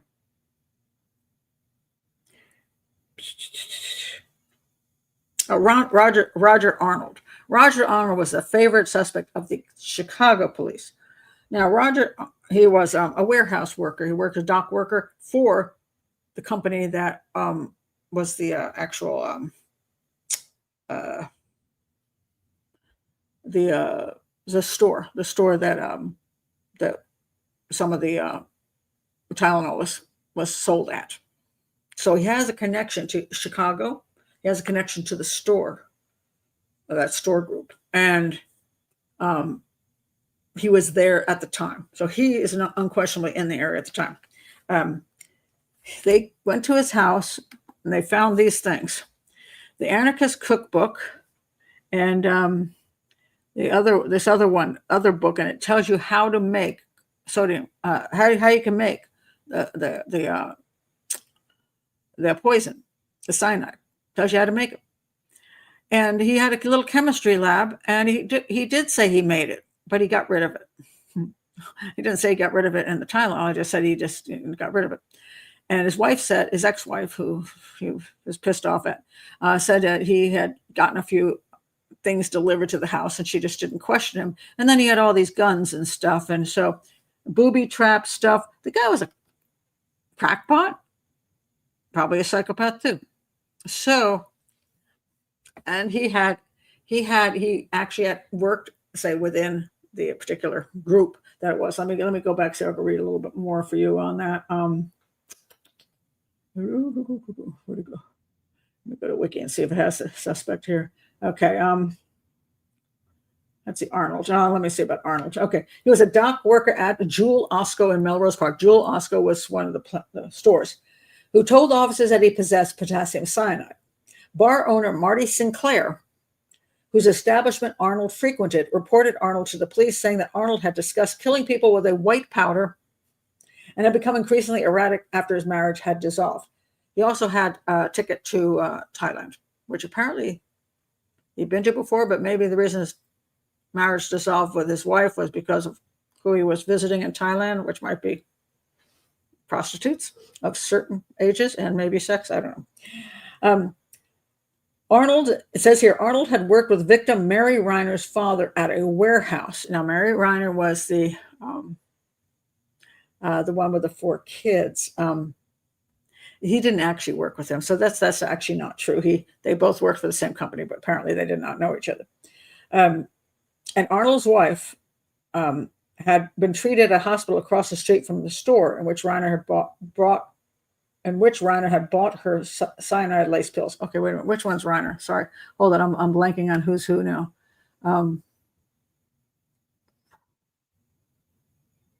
What? Okay, I'm getting confused here. Hold on a second.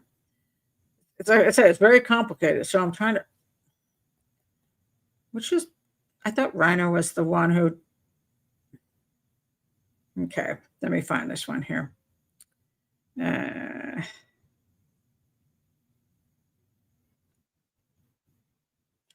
I've got to go back up to the victims. Let's see.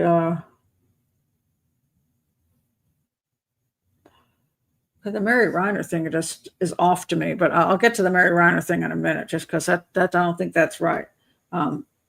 So, because in the book they talks about how she got her. He believes that the author believes she got her contaminated Tylenol in one of those little packs. She had had a baby, so the doctor gave her one of those little packs to go home from the hospital pharmacy. They're just they're sealed, little sealed pack with like a few Tylenol in it, which wouldn't have come from a store. So that makes things different. So anyway, but let's get to this guy, and then I'll get to that. So this fellow,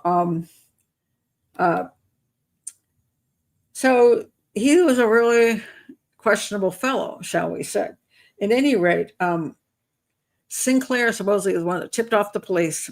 And then it says here, in the summer of 1983, and it says this in the documentary, Arnold mistaking John Stanisha. So he ends up shooting this guy. So he ends up shooting this guy.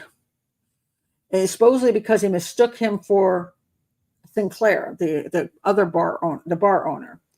And he thought it was him, and it wasn't. So it says here, Tylenol cyanide suspect charged with the killing surrenders to police. Well, supposedly he actually knew what Sinclair looked like, so why would he mistake it for him? Because he used to hang on a bar, so that he would have mistaken him. It makes no sense. Supposedly, this guy razzed him about killing people with a Tylenol and pissed him off. So I don't know where the truth lies in that. Let's see if there's anything here. Arnold, okay, this is just a little thing. Arnold disclosed he had possessed cyanide, but he just discarded it. And this was this is the homicide that he was. Okay, so now you got a guy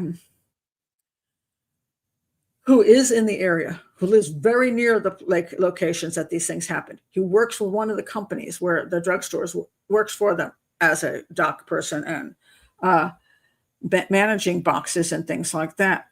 And he's right in the area. He has a little lab in his basement.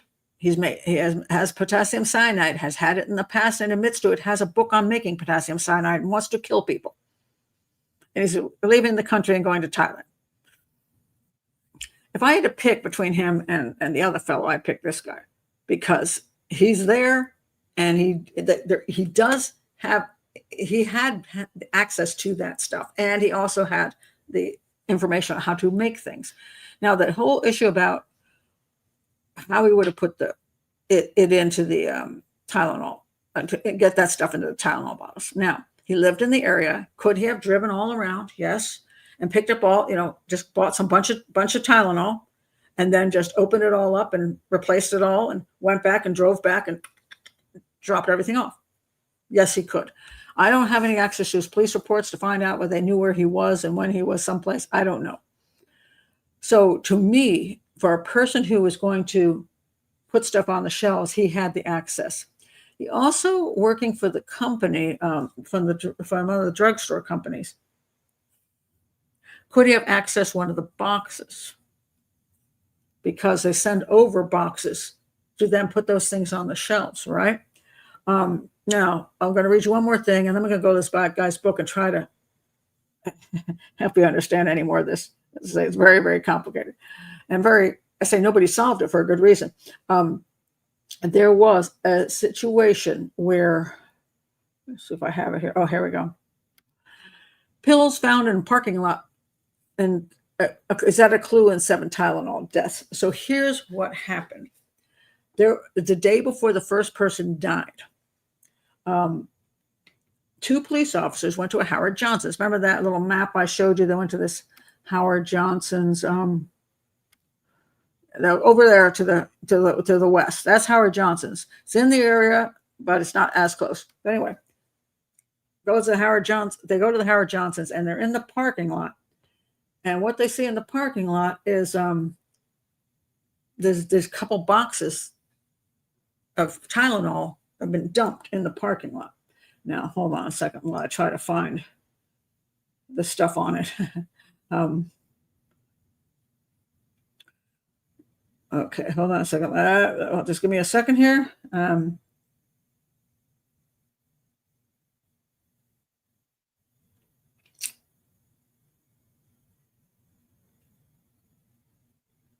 Oh, by the way, the FBI also looked at the Unabomber to see if he did it, but wasn't any evidence that he did it. Okay, I'm trying to get to the part from the book. All right, so let's see about the guys in the parking lot, the cops. Okay, here we go. So at Howard Johnson's parking lot, about 38 miles northwest of Chicago, Deputy Joseph Chavez pulls into the parking lot at the Howard Johnson's Motor Lodge and Restaurant in Elgin, I don't know how to pronounce it, Chicago, Illinois people, Illinois, early Tuesday morning, September 28th. That's the day before the first one kills over. Deputy Al Swanson arrives about a minute later. He parks next to Chavez. And then what happened was they got out of the car and they're like, what is this stuff sitting in the parking lot? And so they looked at it, and there were these boxes, and a lot of the capsules on the ground and powder and stuff. So they were touching it, trying to, I don't know, I don't know what this even means, Then they thought maybe some drug deal thing, or somebody's using it for drugs or whatever. And, because sometimes they'll do that, like, just, instead of giving cocaine, they'll mix it with something. So it'll be like, they'll save money, right? So then they go into the restaurant, and both of the officers they start feeling ill. One of the guy's arms swell up. They end up in the hospital because there was cyanide in what they touched. They didn't ingest it, but they touched it. So the question is, what the heck? What the heck? I want to see if I can find this. For some reason, I only got half the story there, and it disappeared on me. So I'm trying to go back to finding the. Okay, here we go. All right. The Tylenol cases that had been in the Howard Johnson's parking lot. So they were Tylenol cases. It wasn't just a couple of things. There was actually boxes of Tylenol, were the kind found in repackaging facilities and distribution centers. Whoever left those cases in the parking lot had access to Tylenol in the distribution channel. The best way to get the cyanide-laced Tylenol capsules into the retail stores was for the killer to simply plant them in a repackaging facility or distribution center, so that a truck driver or what's called a rack jobber, that person who just puts things on racks, would unknowingly deliver them to retail stores and hospitals. So going back to the question, did the person have to be in town? The answer would be not really, because if they were able to access, they were able to access those boxes of Tylenol, they could replace them and put them in a packaging center, and then the packaging center would have them distributed. And this thing called rack jobbers, not jackrobbers, rack jobbers. These are people who, in different stores, they set up racks and things, and so their bottles they pull out of cases. So theoretically, could Lewis have had some access to that and left town having somebody else distribute them into the stores? Not even somebody he paid to distribute, but just that he changed out the box, had some access to it, and then that person, the next truck driver, comes and chucks it on there, and it goes to whatever place it's going to. Because you have a huge distribution system. I mean, it's monstrous. And then these rack jobbers, which I never heard of before. I'm gonna see if it has an explanation of this. A rack jobber is. The distribution of Tylenol by rack jobbers provides an explanation of how so many bottles of cyanide-laced Tylenol capsules could have turned up in Chicago area stores all at the same times. Sometime before the murders, one or more rack jobbers working their normal sales routes likely restocked the display shelves of dozens or hundreds of Chicago area stores. So in other words, that was their job. They pull in, they restock, they restock, they restock. So they have boxes with them. So could Lewis have accessed the boxes and replaced them, and then that guy just took them? It's possible. Okay.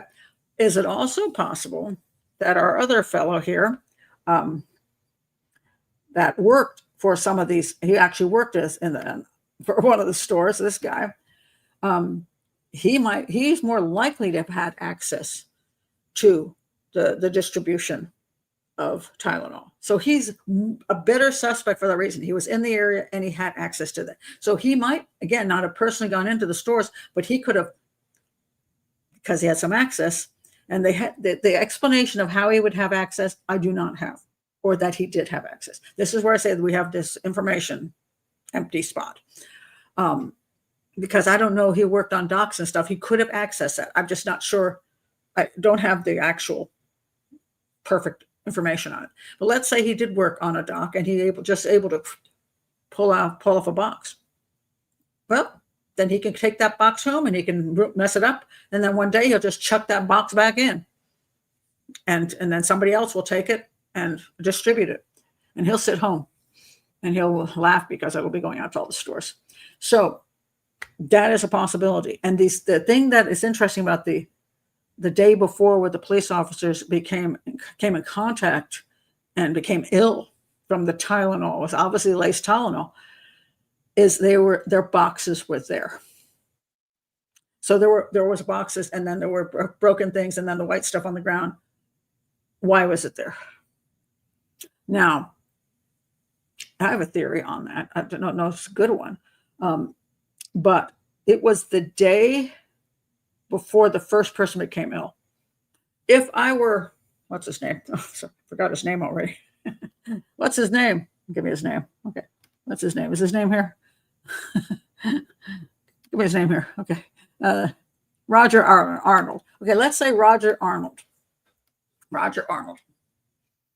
decided he was going to do this, and he took one of those boxes and he poisoned the Tylenol in, and got a bunch of Tylenol, whatever he had available. Now, all the Tylenol bottles weren't full, like 100% full of that. There's just a few, like a couple in there, or sometimes one had like 5 or something. So he took the tops off. Now, this is before they fixed all of them up, so you can't get into them. Takes the tops off, just pours the Tylenol out, and then he fixes up a whole bunch of Tylenol, and then he just stuffs a bunch of Tylenol into the bottles. This one gets 2, that one got 3, one got 1. Who knows? I don't know. Depends on what kind of brain damage he already has as far as why he's doing anything. So he fills up some of these bottles.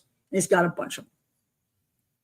And maybe he took more than 1 box. Maybe he took 3 boxes. Maybe poisoned a bunch of stuff. More. And obviously, if that box that was in the parking lot of Howard Johnson's actually was, gave these guys symptoms, and so it was cyanide on the skin, well, then there were bottles and Tylenol broken open that weren't in the stores. So Where did that come from? Why was it there?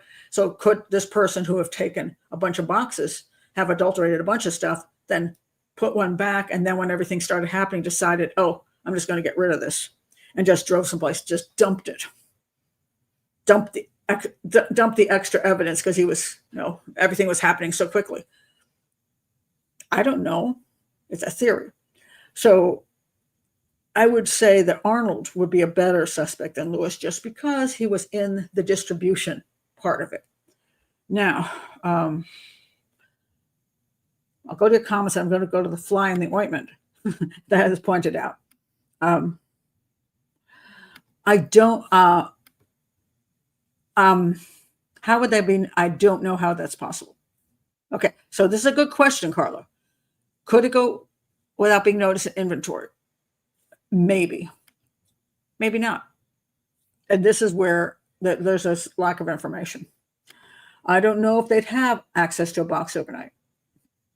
Deny this person a job? I don't know. Again, these are all these things that haven't got a freaking clue. Carla says, although if those factory sealed boxes, the bottles will very likely have been one lot number per box. There's a whole thing I want to point out. You're pointing out about the lot numbers.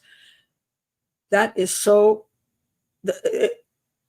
There's a whole issue on the lot numbers. There's different. There's two main lot numbers that came from two different factories, essentially. One in Pennsylvania, one in Texas.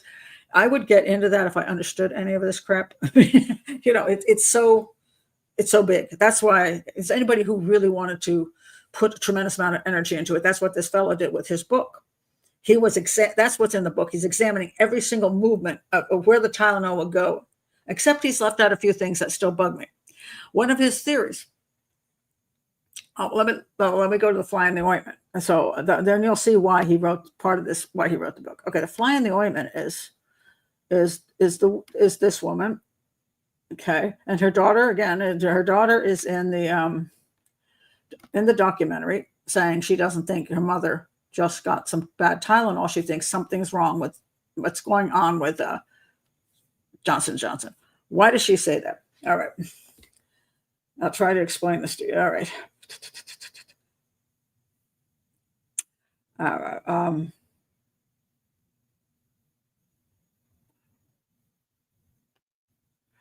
Okay, I gotta find this explanation here because it's really very interesting, but very, very difficult to understand. So anyway, all right. Reiner, that's her name. The investigators started thinking that Mary Reiner was maybe murdered by her husband, that her husband had given her the cyanide-laced extra strength Tylenol capsules. And they thought that Arnold helped Reiner kill his wife and planted bottles of cyanide-laced Tylenol capsules in the Chicago area. So in other words, she was the target, and the two of them got together. It was all a bunch of bull. But anyway, and there was no proof of that. But here is where it gets interesting. Okay, hold on a second. I got to find it because I can't explain this without reading it. All right. Now, where did it go? Okay.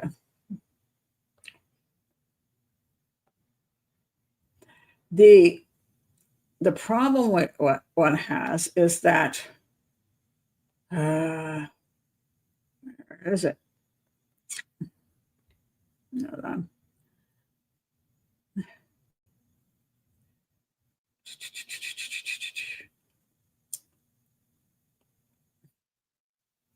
One more. Okay.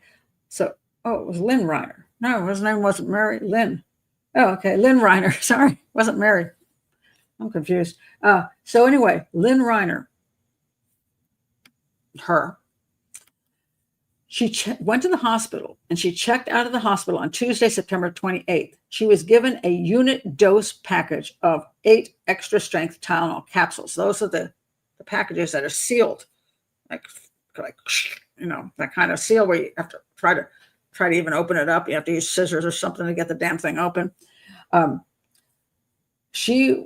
The belief he has is that she was given a unit dose. The cyanide-laced extra strength Tylenol capsule that killed Lynn Reiner had come from a unit dose package dispensed by a pharmacist at the closed-door pharmacy in Central DuPage Hospital. The hospital was inaccessible to the public, and thus it was inaccessible to the Tylenol killer. Officials never disclosed the lot number for Lynn Reiner's cyanide-laced extra-strength capsules, nor did they disclose the lot number for the second something. Anyway, so supposedly she didn't get her Tylenol, her extra-strength Tylenol, from a store. She had regular strength Tylenol, but she didn't have extra-strength Tylenol. And she got, supposedly, I think they found the package. And so she opened it up and she dumped it into her regular Tylenol bottle, but she took a couple of them, and that's why she died.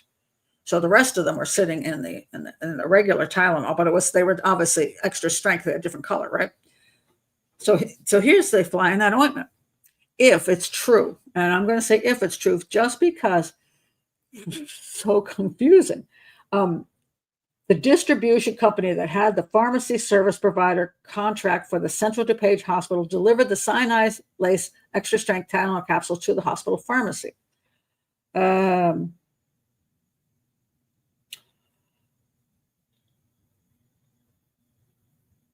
here's what I don't understand. So it's confusing because either I missed it when I was reading it or it's not there. All right, so here's the problem. Somebody had to distribute those capsules to the hospital. Okay, if she didn't get a bottle and she got it from the pharmacy at the hospital, nobody on the street, any of the suspects, is going to be able to put the cyanide in that pharmacy Tylenol. So even if it was distributed from the warehouse, how did somebody get? Because it's that what do you call? I forgot what it's even called. It's nowadays it's done by, I don't know how it was done in the 80s. Nowadays machines, they crush it. I mean the package around it, so it's like vacuum sealed. I don't know how it was in the 80s, but the idea is that when you get it, you have to pop it. You have to pop it through so it can't be contaminated. Nobody can contaminate it. It could be contaminated before it was put in the package. But if let's say the guy, what's his name again? I'm blanking on his name again. I can never remember this guy's name. What's his name again? I gotta look it up here. Yeah, what's his name? Arnold. Good old Arnold. Let's say Arnold did have access to the boxes, and he took the box home and poisoned it and then gave it back so it was distributed. What about the one at the hospital? If that's true, that is exactly where she got that, then the problem would be he couldn't have contaminated that hospital packet. So how did it get contaminated? But then again, the other question is, even if he didn't contaminate the hospital packet, why is there contaminated Tylenol sitting in a parking lot at Howard Johnson's coming out of boxes that were being distributed in the area? So this is all very problematic. Now, there is an answer that is given to some extent by the author of the book. So let me just go back and put the book back up on the screen. Tylenol Mafia. All right, so Tylenol Mafia. He is saying, by the way, his name is Scott Bartz, and I will say, I give him credit for giving so many footnotes. I mean, it was unbelievable. So he did his research. I just don't understand all of it, and it's so much. My brain could not actually intake everything. So there were points where I kind of had to skim because I was like, I can't do it. But not because he didn't do a good job, just because that's the technicality of it is extreme, and I would have to spend a long time. If I were working this case, yes, I'd have to go and start analyzing everything, put in things in order, talking to people, trying to figure out every single detail. But I can't quite understand it. Now, so here's the thing that If this fellow or if this fellow or Lewis or somebody else didn't get one of those cartons and then contaminate it with the cyanide and then get it into the system or take it to the stores personally, how did it stuff get into the capsules? Now, what he explains is this. Hold on. Well, I find the basic explanation. The explanation is, hold on. Okay. All right. It's an issue of bulk containers of Tylenol powder. Now, that's something I never even really thought about. But, you know, in order for Tylenol to get into the little capsules, it has to come from someplace, which is a bulk container of chemicals, right? The chemicals are not necessarily created in the packaging place. They can be sent there. There's a whole thing he's got in Puerto Rico that they did a bunch of stuff in Puerto Rico, creating the actual Tylenol, and then the bulk batch, the bulk things were sent to these packaging places. And some of the packaging places were not just Johnson & Johnson, but you know how in any business you hire other companies to do stuff, and you have these lower levels. So then the stuff goes there, and they're a packaging plant. So it says the Tylenol, the batches may not have been packaged at McNeil plants. McNeil plants being the major Johnson & Johnson. Those Tylenol batches had instead been shipped in bulk containers of Tylenol powder to one or more repackaging facilities, where the Tylenol was then encapsulated, bottled, and packaged. And sometimes they do this because things are cheaper, and there's other ways to get this done. So then the question comes down to is the bulk Tylenol was shipped, like he's talking here, the bulk Tylenol was shipped to J&J's Montgomeryville facility and then forwarded to a repackager that used it to make Tylenol capsules for the over-the-counter market. On multiple occasions, someone had evidently dropped cyanide-laced extra-strength Tylenol capsules into the bottling production lines. One of the bottles containing some of the cyanide-laced capsules had been shipped to Bronxville, New York. And then 4 days later, Diane Elsroth, the woman in New York, swallowed some of these things. Okay, so concept being that the bulk stuff theoretically could be contaminated. Somebody could take some of the bulk out, contaminate it, and then get it into the capsules. Or they could do this. It could be that you could get to you have a whole bulk thing, and maybe there's just a little bit on the bottom, and then you just mix it.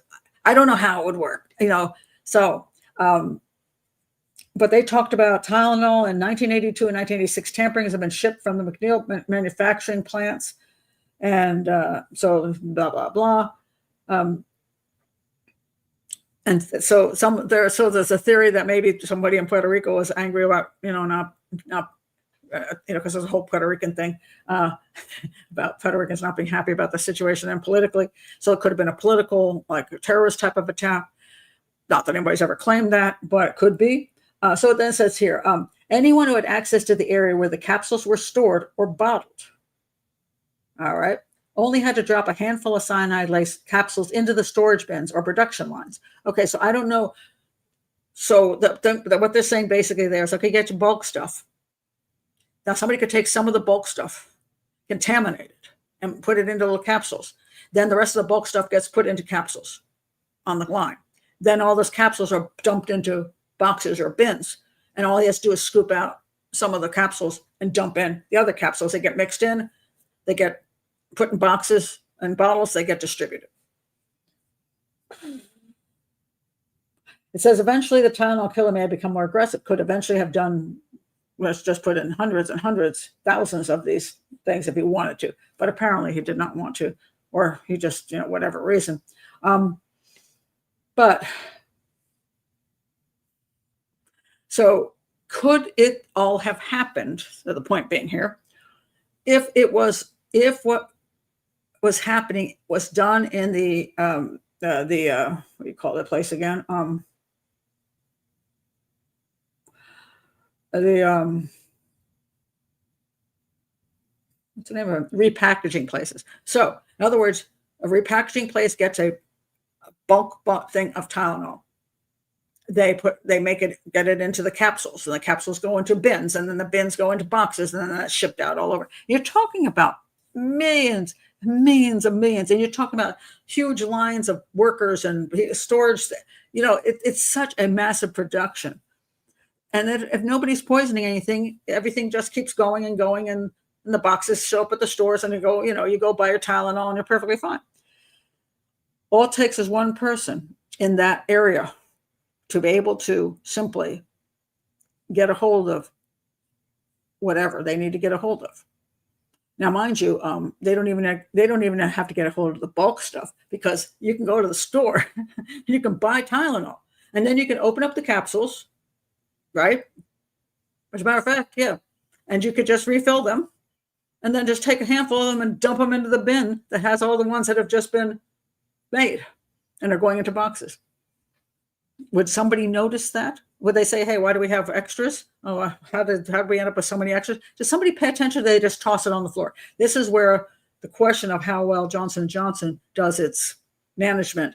In other words, in any store that you've ever worked at, if you ever worked at things, you got things that go wrong, and there's things that are messed up. A lot of times you just take the broom and you just sweep those suckers, because you don't really want to get into all the details. Let's say you're working on the floor and you're like, dang, I don't want them to blame me. I don't know why there's 30 extra freaking Tylenol things there. They should be in. I thought we counted all. They're all properly put in the bottles. I don't know why it's 30 extra, but I'm just going to dump them.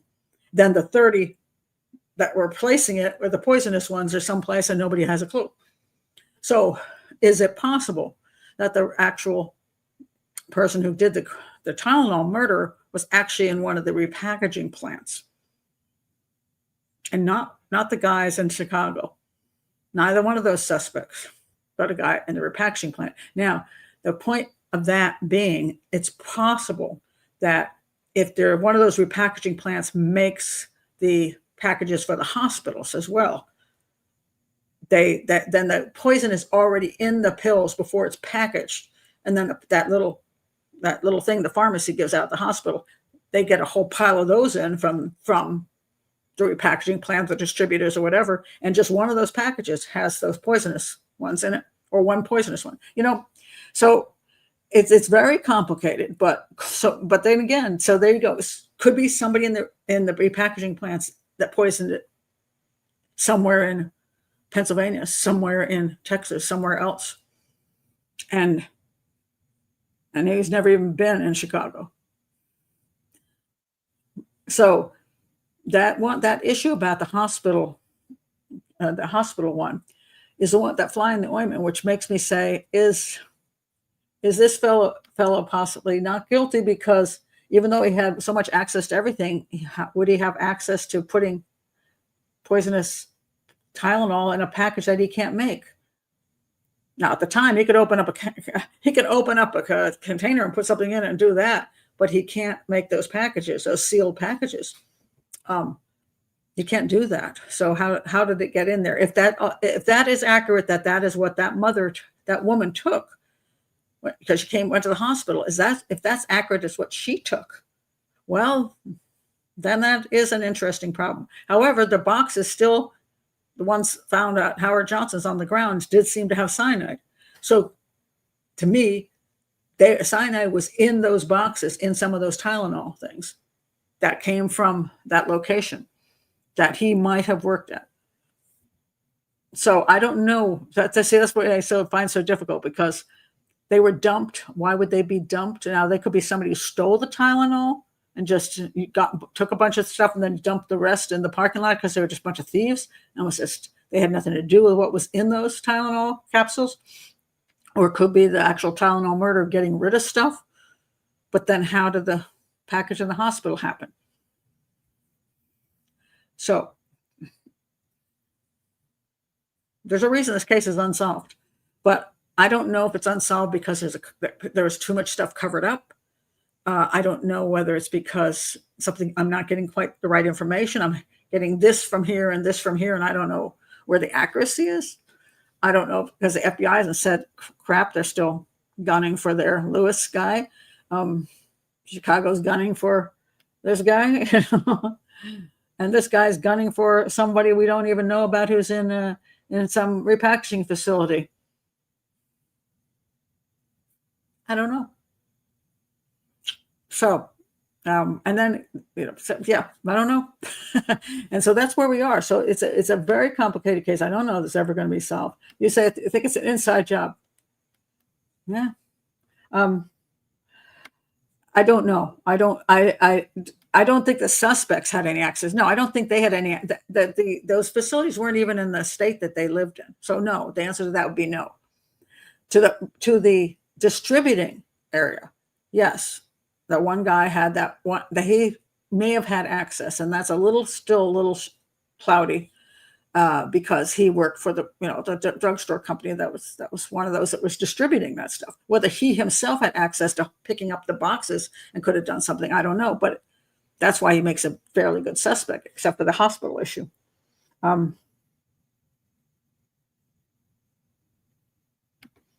The pills, there are no pills. They're all capsules. They're all capsules. With the cyanide was in the capsules. It's a fascinating case, but it gives you a headache. When I was asked to look into this one, it's a lot of times I make sure that I really have a good answer before I go forward with it. And this one, I started thinking I had a good answer until I ended up over here. And then my answer kind of went out the window, and I'm like, darn it all, but that's what happens when you don't have 100% accurate information or understand entire processes of things. And if I was at work in this case, I would want to understand everything about how things are created. How are the chemicals created? Where are they created? Then how do they get to if they're in Puerto Rico, how are they getting to the mainland? And why are they being brought here? And I'm trying to see if I can find that last thing this guy said in his book. Hold on a second. Pull up his last pages of his book here, because he had the theories in the back here. Was kind of let me just tell you who he is, by the way. Scott Bartz wrote this book to compile all available evidence and information relevant to the Tylenol murders. As he researched the murders, he came to believe these crimes could have been solved at the time, and they can still be solved today. I don't know if I agree with him that they could be solved today, but so he's talking about the different possibilities. Let me read you about the Puerto Rico connection here, because that's a unique one. It's FALN, Fuerzas Armadas de Liberación Nacional, which translates to Armed Forces of National Liberation. And I've forgotten about this whole thing. This is something from 40 years ago. I actually do remember this existed. FALN was a Puerto Rican clandestine paramilitary organization that, through direct action, advocated complete independence for Puerto Rico. They're responsible for more than 120 bomb attacks on United States targets between 1974 and 1983. That's something that's almost like so history now. I've forgotten about it. In 1974, FALN released a statement taking credit for 5 bombings throughout downtown New York cities. And let's see, looking for independence, blah, blah, blah.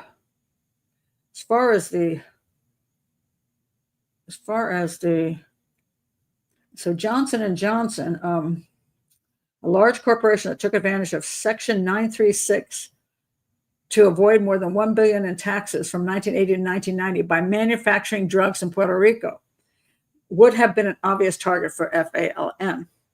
However, the FALN's modus operandi was to plant bombs. There's no indication that the group ever possessed poison or planned to use poison to attack U.S. corporations. But they were operating out of Puerto Rico. They did, trying to avoid the tax issues. They did do a lot of the production of the actual Tylenol in Puerto Rico, but it was then sent over in bulk to be packaged here. So I don't think it happened in Puerto Rico. I think it happened here somewhere. That's a good question. Point. Caitlin says, so frightening, some psycho could get a job in a plant. I wonder how deep those plants go when they hire new staff. Not very far. How many people have to, this is where I feel a little bad for, much as I say I'm not fond of the pharmaceutical industry. I call them the pharmaceutical cartel. But I also understand that you're running a business, and it's a massive business, and you need people to do jobs that are not exactly the most exciting jobs in the world. They're factory line type of jobs, or packaging jobs, or they're picking up boxes and doing this all day long. You think you're going to get PhDs and you're going to get somebody who's going to go through a huge process of proving that they're great people? No, you're going to hire people off the street. You're going to hire people who come in, you find out, get their name, and they start working. They start working, and you got tons of factories and tons of repackaging plants and tons of distribution joints. And then you talk about those guys who set up the ones who just restock. That's a whole other group of people. So you got all these levels of people doing all this massive amount of jobs. And for the most part, when you go to the store, do you know who picked your vegetables? Do you know all these things that anybody could contaminate? They can contaminate everything in your freaking store. And it goes through from the farms to the packagers, to the people mailing things, to getting them to the stores, to then taking them out of the boxes and putting them on the shelves. I mean, you're talking about a huge amount of people that touch your product before it ever gets to you. And what are you going to do? Be suspicious of every single person that they're going to be a psychopathic, mass murderer or serial killer? You can't do that. You have to live life, and you have to go on and just, go on and live life. And for the most part, most of us have taken Tylenol and didn't die. And think of it, billions and billions and billions and billions of Tylenol taken. There's not that many people who died from it. So thank God. But, you can't stop everything. No matter what you do, you can't stop everything. That's the whole issue about with mass murder in general. Somebody says, well, you can get rid of guns. Not a political channel. Let's not talk about we should have or just not have guns. But point being, if you say, if they didn't have guns, we wouldn't have mass murders. Then we have a guy just stabbing up a whole bunch of people with a knife.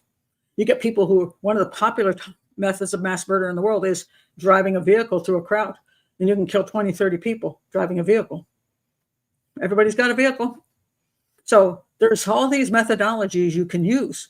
So, so maybe somebody's not going to poison this, but maybe they'll do that. So you can't stop everything. Bad people are out there. All you can do is, thank God for the most part. For the most part, we get through our days, we go eat our food, and we don't get poisoned. That's pretty good. There you go. E. coli and salmonella. Well, I have told this story before. I've been to India 5 times, spent a month each time in India. I eat all the street food in India. I'm a freak for Indian street food. I eat stuff that Indian people from the United States, not American citizens, but Indian descent, they won't even eat that crap when they go there. I'm like, oh, I got to eat that. And the guy's like using his hand. He doesn't have a glove on. He's going like that. There you go. I've had kids jump on the train with something their mother made in a slum. I don't know what their order has been, that they made whatever they made it with. And I've never been sick in India once. Never been sick. But I went to Whole Foods in Annapolis, Maryland, bought a kale salad. I was down for 10 days. I haven't been so sick. I ended up suing them because they poisoned me, whatever the heck they poisoned me with. And the only reason I sued them was because I called them up to just let them know that something was contaminated in their food. And they sent me immediately to their lawyer and not to their manager. And it pissed me off so bad. I'm like, I was only trying to be helpful. But the lawyer started grilling me, trying to find out if I'd been to the doctor. Because I'm like, well, in that case, yeah. So I didn't get enough really I think I got $1,000 off of them and a little card for some stuff. And didn't really make up for all the hell and damage to my house. I won't go into details. Oh my God. I've eaten some tamales made by a local Mexican lady who used to come by to the local bar. Oh, I love those tamales. You lived. That's great. Oh my gosh. But yeah. Oh, are often the poisoners also extortionists?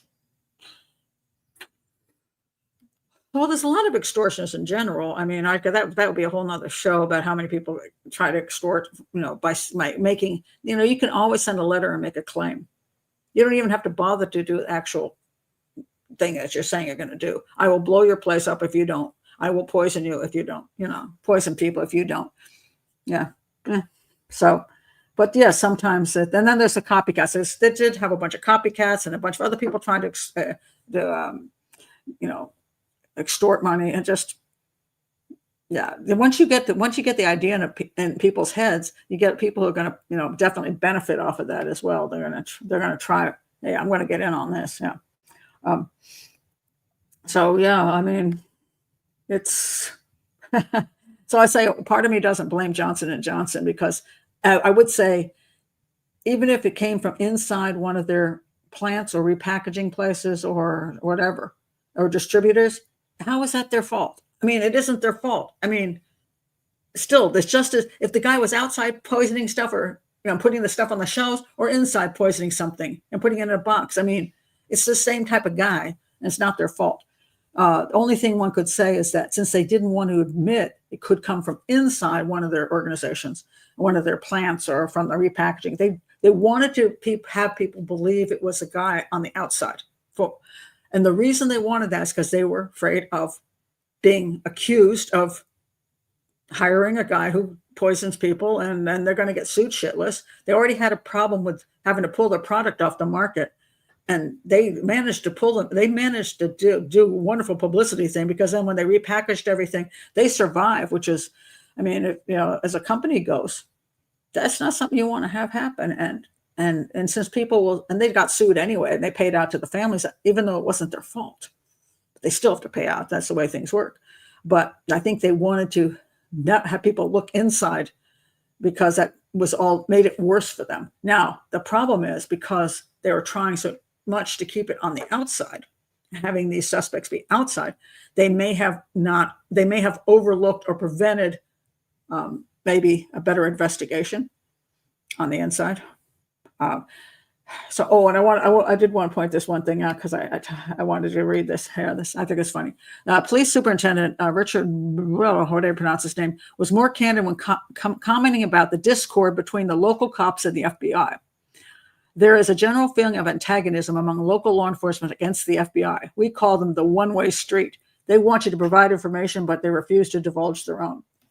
I've said over and over again, local police, people say, oh, it's a serial killer. Why aren't they getting the FBI in? Because they don't want them there. Or when it's not even a serial killer, somebody's been murdered and it hasn't been solved yet. They say, bring the FBI in. They're like, hell no, it's our case. We don't want those people in here.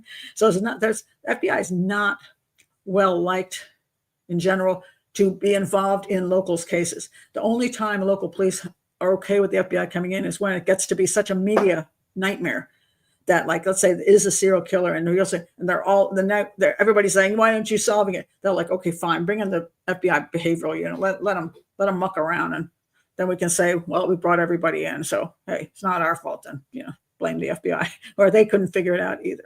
So that is the way it works. Now the FBI does some wonderful stuff, mind you. They have some great abilities with lab work, stuff that the local police department doesn't have access to. So there's one really good stuff that the FBI does, and they've got some great agents too. And but they don't, just like a local police department doesn't really want Pat Brown rolling in from the outside, because then I'm going to I could show them up. I won't do. I mean, I personally, if I'm going to work with the police department, I'm perfectly happy to be one of the team, and I'm giving you my information. You can take the credit. But they don't, I'm outside. I'm from an outside person. They're like, we can manage our own cases. We don't need you.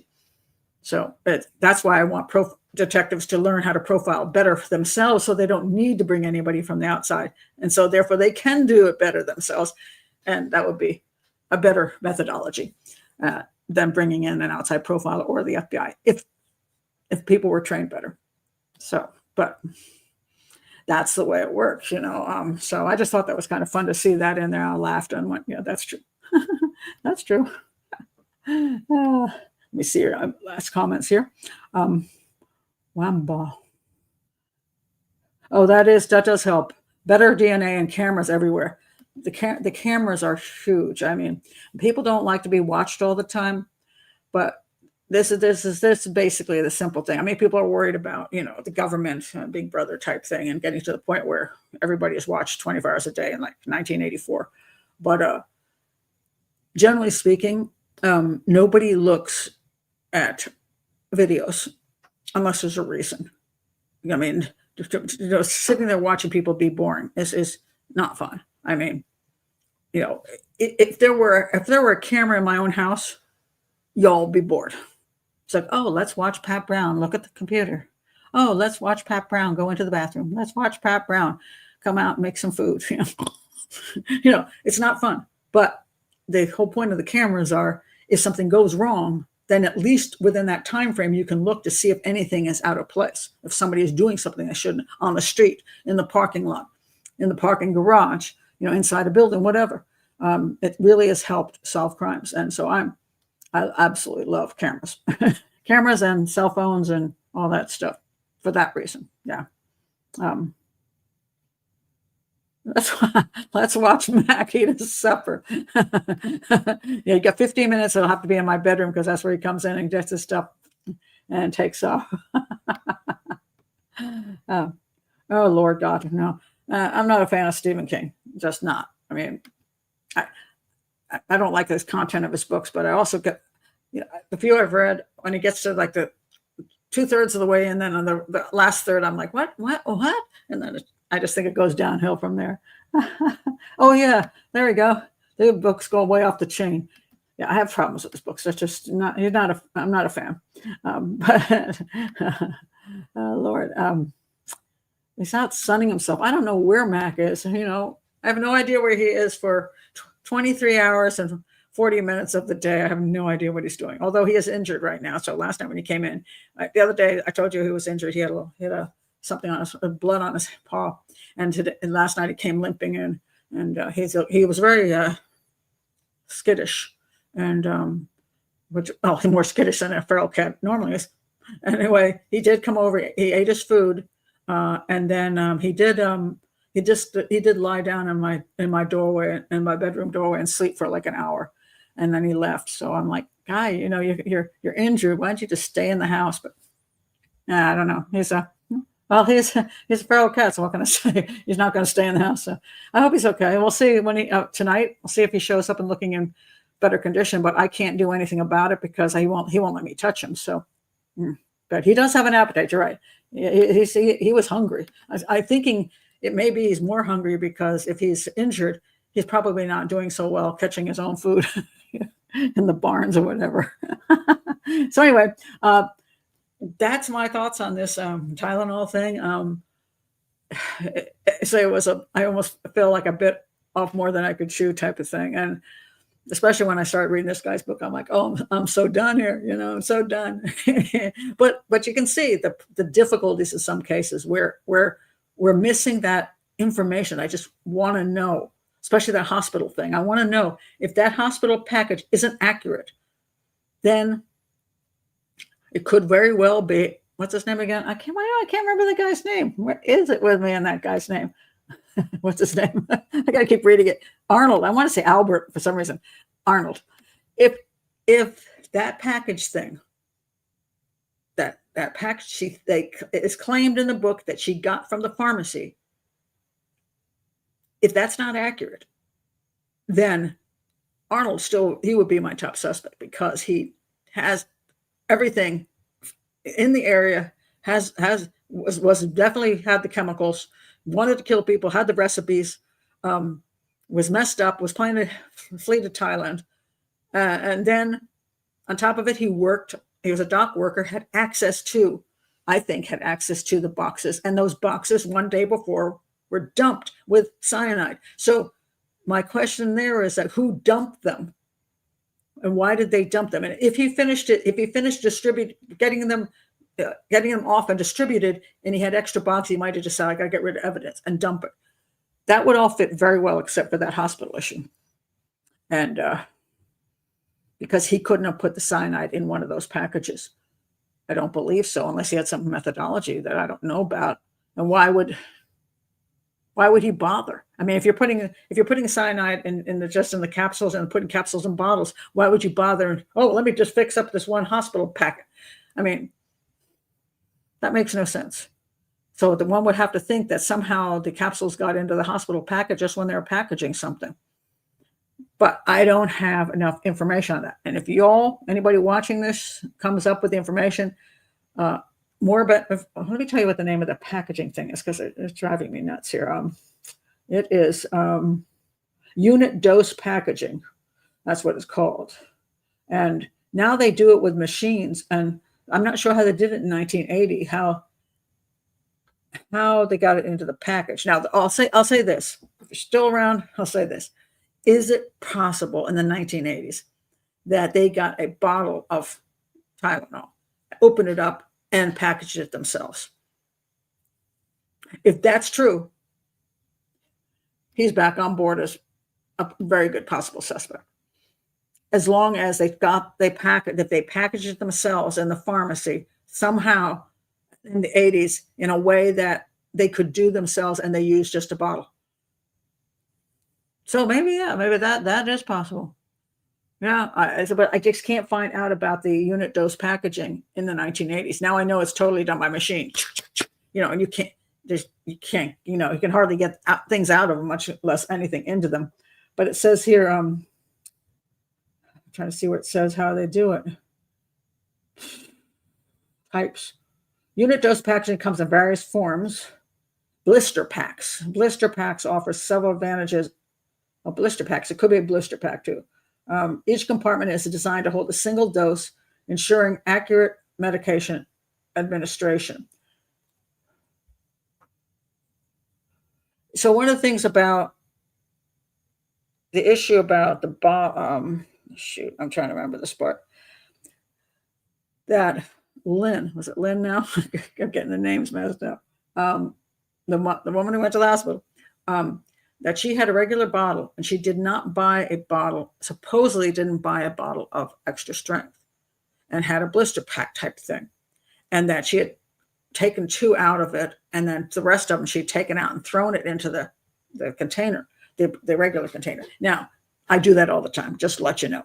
Sometimes when let's say I'm going to go to the pool, and I just want to make sure I have with me something in case of emergency.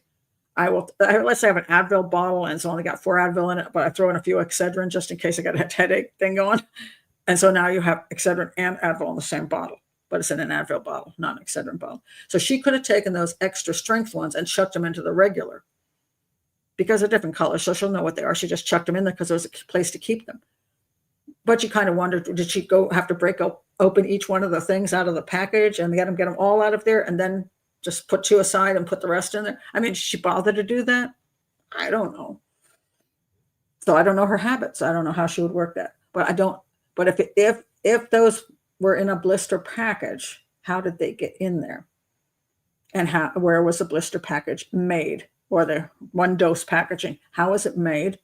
Was it made at the pharmacy? Was it made outside of the pharmacy? I don't know. And was it used? Did they use a fancy machine, or is there a way that they used to do it in 1980, just some kind of just quick seal thing? I don't know. If I knew that, I could say whether the guy in the pharmacy just got the bottle and went like this and put them 8 of them in there or whatever and sealed it, and that's what they do there. Maybe, I don't know. I can't find that information out. So if you know what they did in the 1980s to make packages to give out to the pharmacy to give to patients in the hospital when they just want to give a small dose, and they're not putting in, some of them come in a little cup and everything, but the one where you say you're going home, take this package with you, they're not giving you more than 2, or they're not giving you more than 8 or whatever. If you know what they did in the 1980s, or if you have read anything about this case and understand that issue,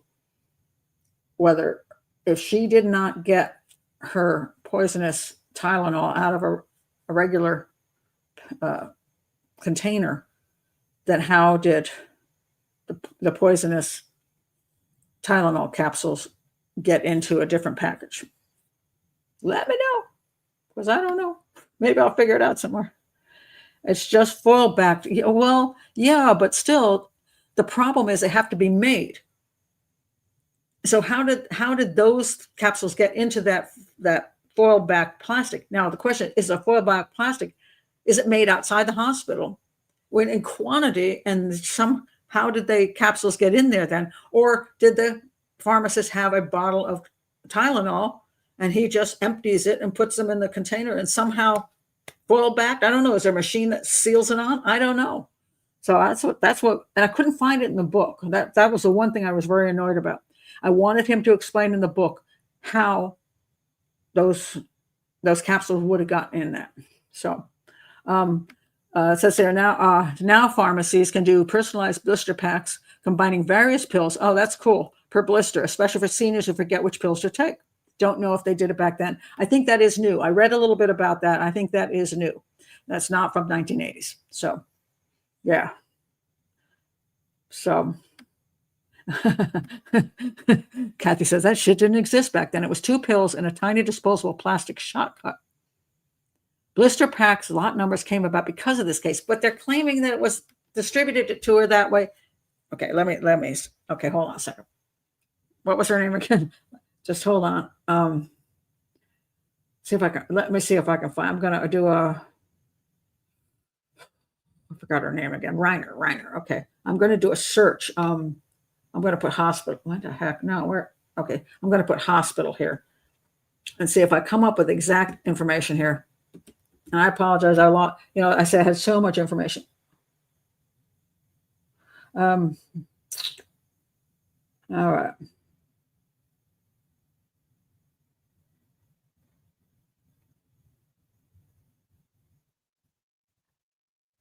Okay.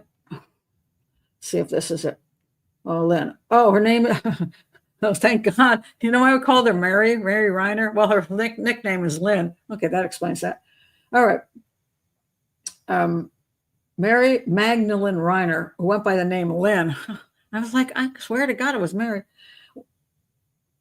She went inside Frank's Finer Food Store in Winfield, about 25 miles south of Arlington Heights. She had gone there to buy a bottle of Tylenol.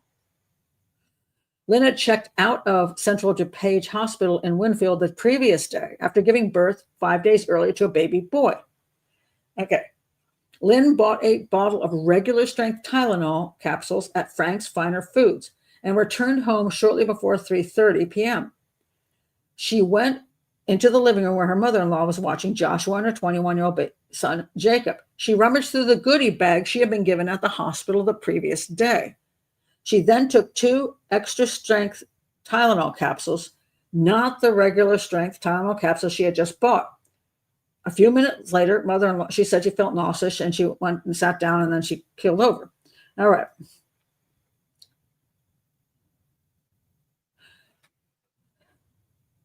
Okay. Mary told her co-worker she'd been fighting a headache all day. She walked to the Woolworth store. No, it's Mary. Oh, this is Mary McFarland. Okay, wait a minute. There's too many Marys. I can't deal with it. Okay. Where's the evidence? Maybe some. Okay. Crap. Where is the thing about that package? Okay. Hold on.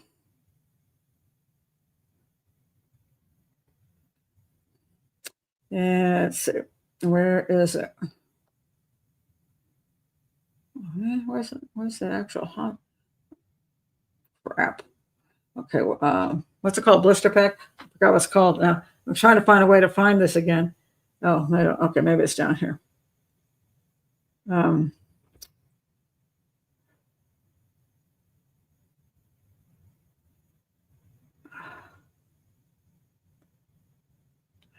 Okay, here we go. All right. Lynn checks out of the hospital on Tuesday. Oh, wait a minute. Okay. It makes okay, wait a minute. Oh. They said the lot number. Oh, wait a minute. Maybe this guy's full of it. Hold on a second. Hold on. Let's see.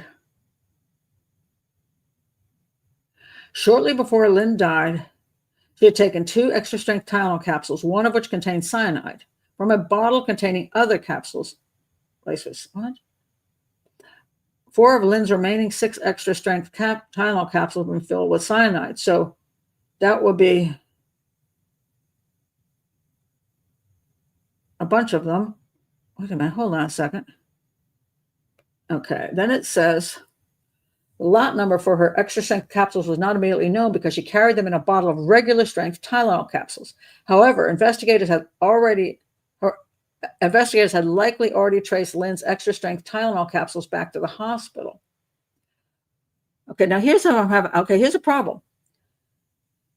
He's saying investigators had likely, now, not they did, but likely. That means you don't know. Moms like Lynn Reiner were routinely given Tylenol at hospital maternity wards. In fact, 90% of all non-prescription pain pills given to hospital patients were Tylenol pills in 1982. So it makes perfect sense that before Lynn checked out of the hospital, she was given a unit dose package of 8 extra strength Tylenol capsules.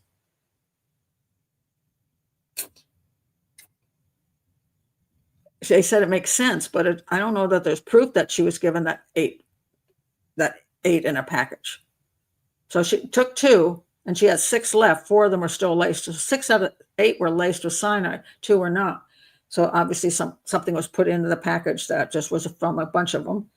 The cyanide-laced extra strength Tylenol capsule that killed Lynn Reiner came from a unit dose package dispensed by a pharmacist. Now they're saying, now this is more like a fact, had come from a unit dose package dispensed by a pharmacist at the closed door pharmacy in Central DuPage Hospital. Drugs dispensed in a unit dose pharmacy in 1982 were typically packaged at the pharmacy in blister packs or plastic pouches. Oh, plastic pouches. That's interesting. I didn't see that. That range from 1 day to 1 day's worth of doses. If that's true, you would think they would have the package that she brought home as part of the evidence, unless nobody paid attention, got thrown away. So if they packaged it at the hospital and it was in a pouch thing and not anything overly fancy, then it could have come from a bottle of Tylenol, which could put back the theory that my buddy, whose name I can never remember, he could have, this guy, I gotta read it again, Roger Arnold. Theoretically, that same package, that same distribution place distributed Tylenol to the hospital, and then they opened up that thing and put it in a pouch and gave it to her. Then Arnold's back on the plate.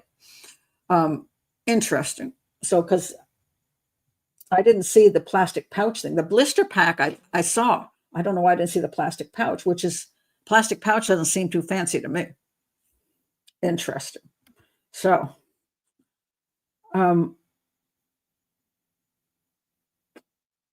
okay, a blister package needs to be made in a factory. We can't make those. That's what I thought. And that would not be able to be made. I agree with you. That's why I was like, if it's a blister pouch, a blister package, that would have to be made outside. But here they are saying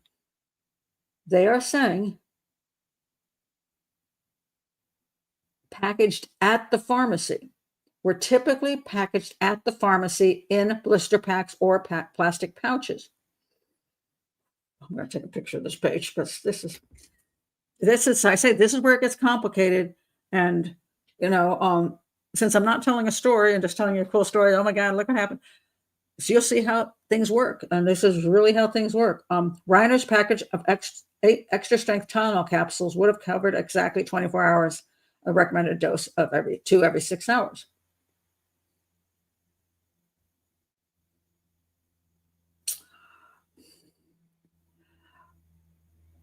I'm still not exactly sure how they were packaged. And unless I can find that out, because again, if they were packaged in a way that there's no way that somebody from the outside could have poisoned them. I mean, what I mean, somebody can't just put them in a bottle and send it over. If you can't do that, then it would have to be going back to the actual packaging places. But if it was just a little freaking pouch, yeah, I would say it's more likely to have been outside, and he still looks like a great suspect. Well, I guess they were cheap and put them in plastic bags. I'm not sure. You would think they would have been questioned about the package. Yes. And the problem is, see, this is where you get really frustrated when this is a 500-page book. But that piece of information is a little missing. Now, mind you, that whole thing about the hospital is missing from the whole documentary. They never mentioned a thing about the hospital packet. They never mentioned that at all. He mentions it here, which I'm like, I was surprised when I got to this, like, I'm, whoa, because that could change everything. But I'm trying. Let me see if he had. This is yeah. What channel? What am I in here? Number 14. I'm curious whether he's got a.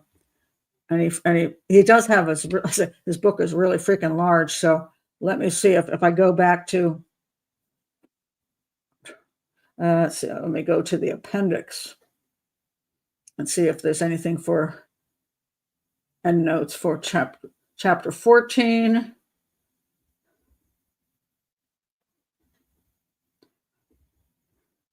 Okay, 14.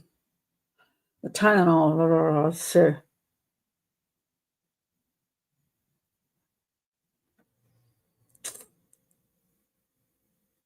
Just general stuff. I'm not seeing anything.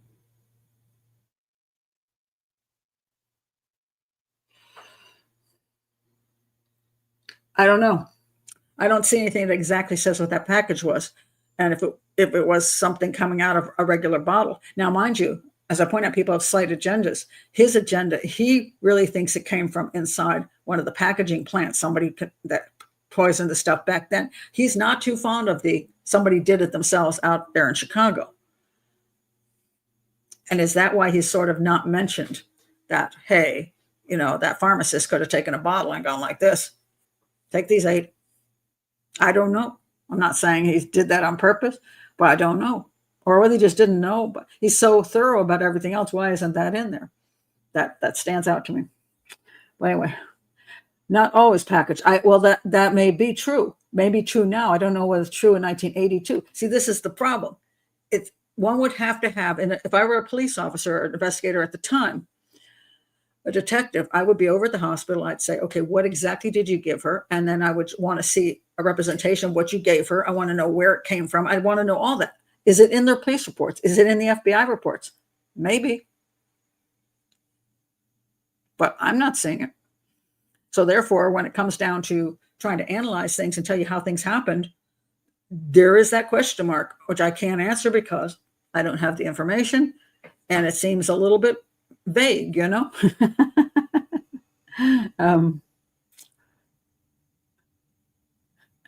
So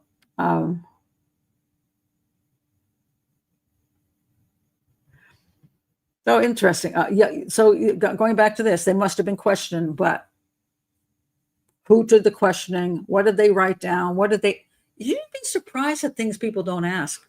Because I have said this to detectives when I've worked on cases.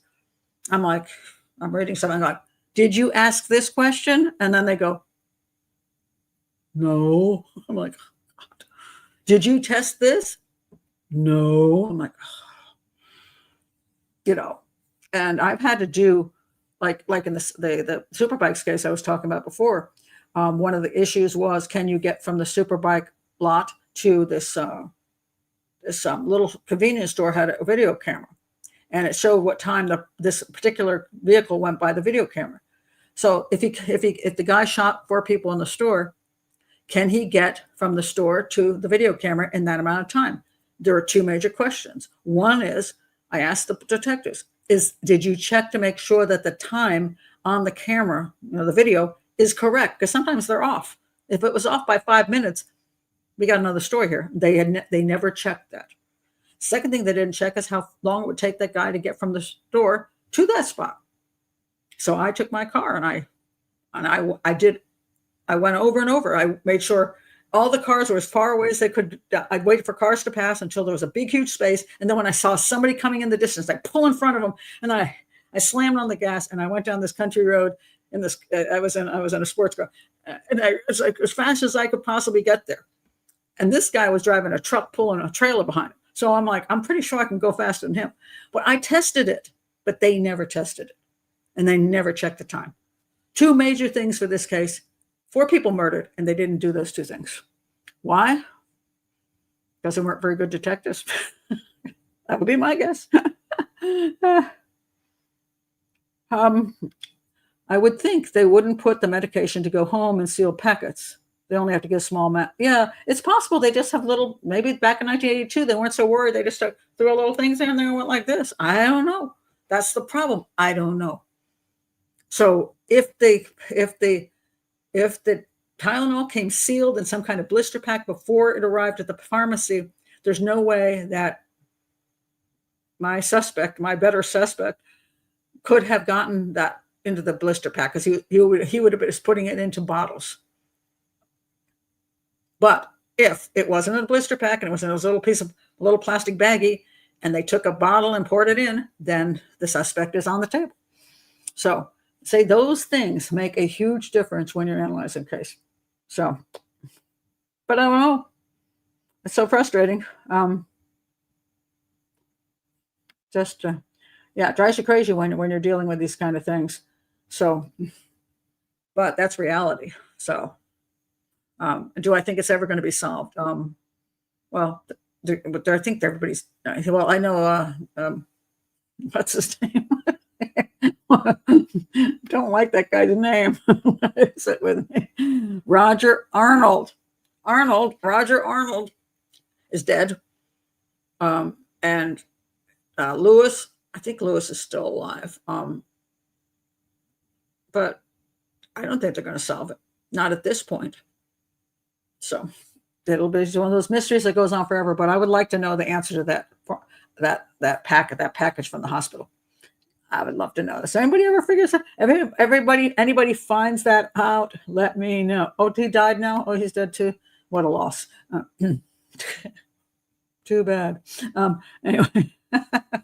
So anyway, anybody watching, if you find any factual information on that, both that specific thing related to this case or in general to 1982 in pharmacies, put it in the comments below. I said, we're not going to solve the case, but I would just like to really know that, because it changes. I say it changes everything from a person outside of outside the actual plant doing anything. I mean, and somebody outside the plant having the ability to do those things makes a total difference. So anyway, that's it. No, I think I could only do 100. I think that was that one test I did. I tested that one. Yeah, it wasn't 200. I think it was 100 and something. I did get that in a minute. So you're correct. So thank you.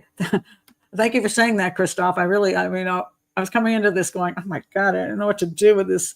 It's a nightmare. Good Nacht. And I'm going to go make my dinner. I've only got 30 minutes. I'm having a virtual dinner with a friend of mine who lives about 3 hours away. So we set up the computer or iPad in front of us. We both make our dinners and I've got a glass of wine or whatever. We sit down and then we click it. And then we pretend we're in the same room and we're both having dinner, but we're chatting with each other. And then we're going to take a virtual walk through Bangkok. So we're both going to get on our treadmills and we're going to click the buttons at the same time. We start down the streets of Bangkok at the same time. So we're walking through Bangkok like we're walking together, seeing everything at the same time. And that's a lot of fun. So we're going to do that. So it'll be after dinner walk. So, and then when we're finished, we just say bye. And then we go sleep. It's nice. So anyway, yeah, that was complicated. They gave me a headache. I mean, I really, yeah, it's fun in Bangkok. What's really great is that I don't have to fly there. I'm not going to be in coach all the way to Bangkok, and I won't be suffering. And then, you walk through and you feel like you were there because you're walking down the streets. It's just like virtual reality. And then when you're done, you're home and you don't have to fly home either. It's great. So, yeah. It was very complicated. So did the best I could with it, considering the nightmare. But anyway, so thank you for being here, everybody. Again, if you're new to the channel, please do like and subscribe. Join Patreon if you're in the mood and want to support this educational channel. And put your comments below. And be interested on your thoughts if you can. And read the book if you really want to get into the complicated part. This is, kind of biased, but fun to watch.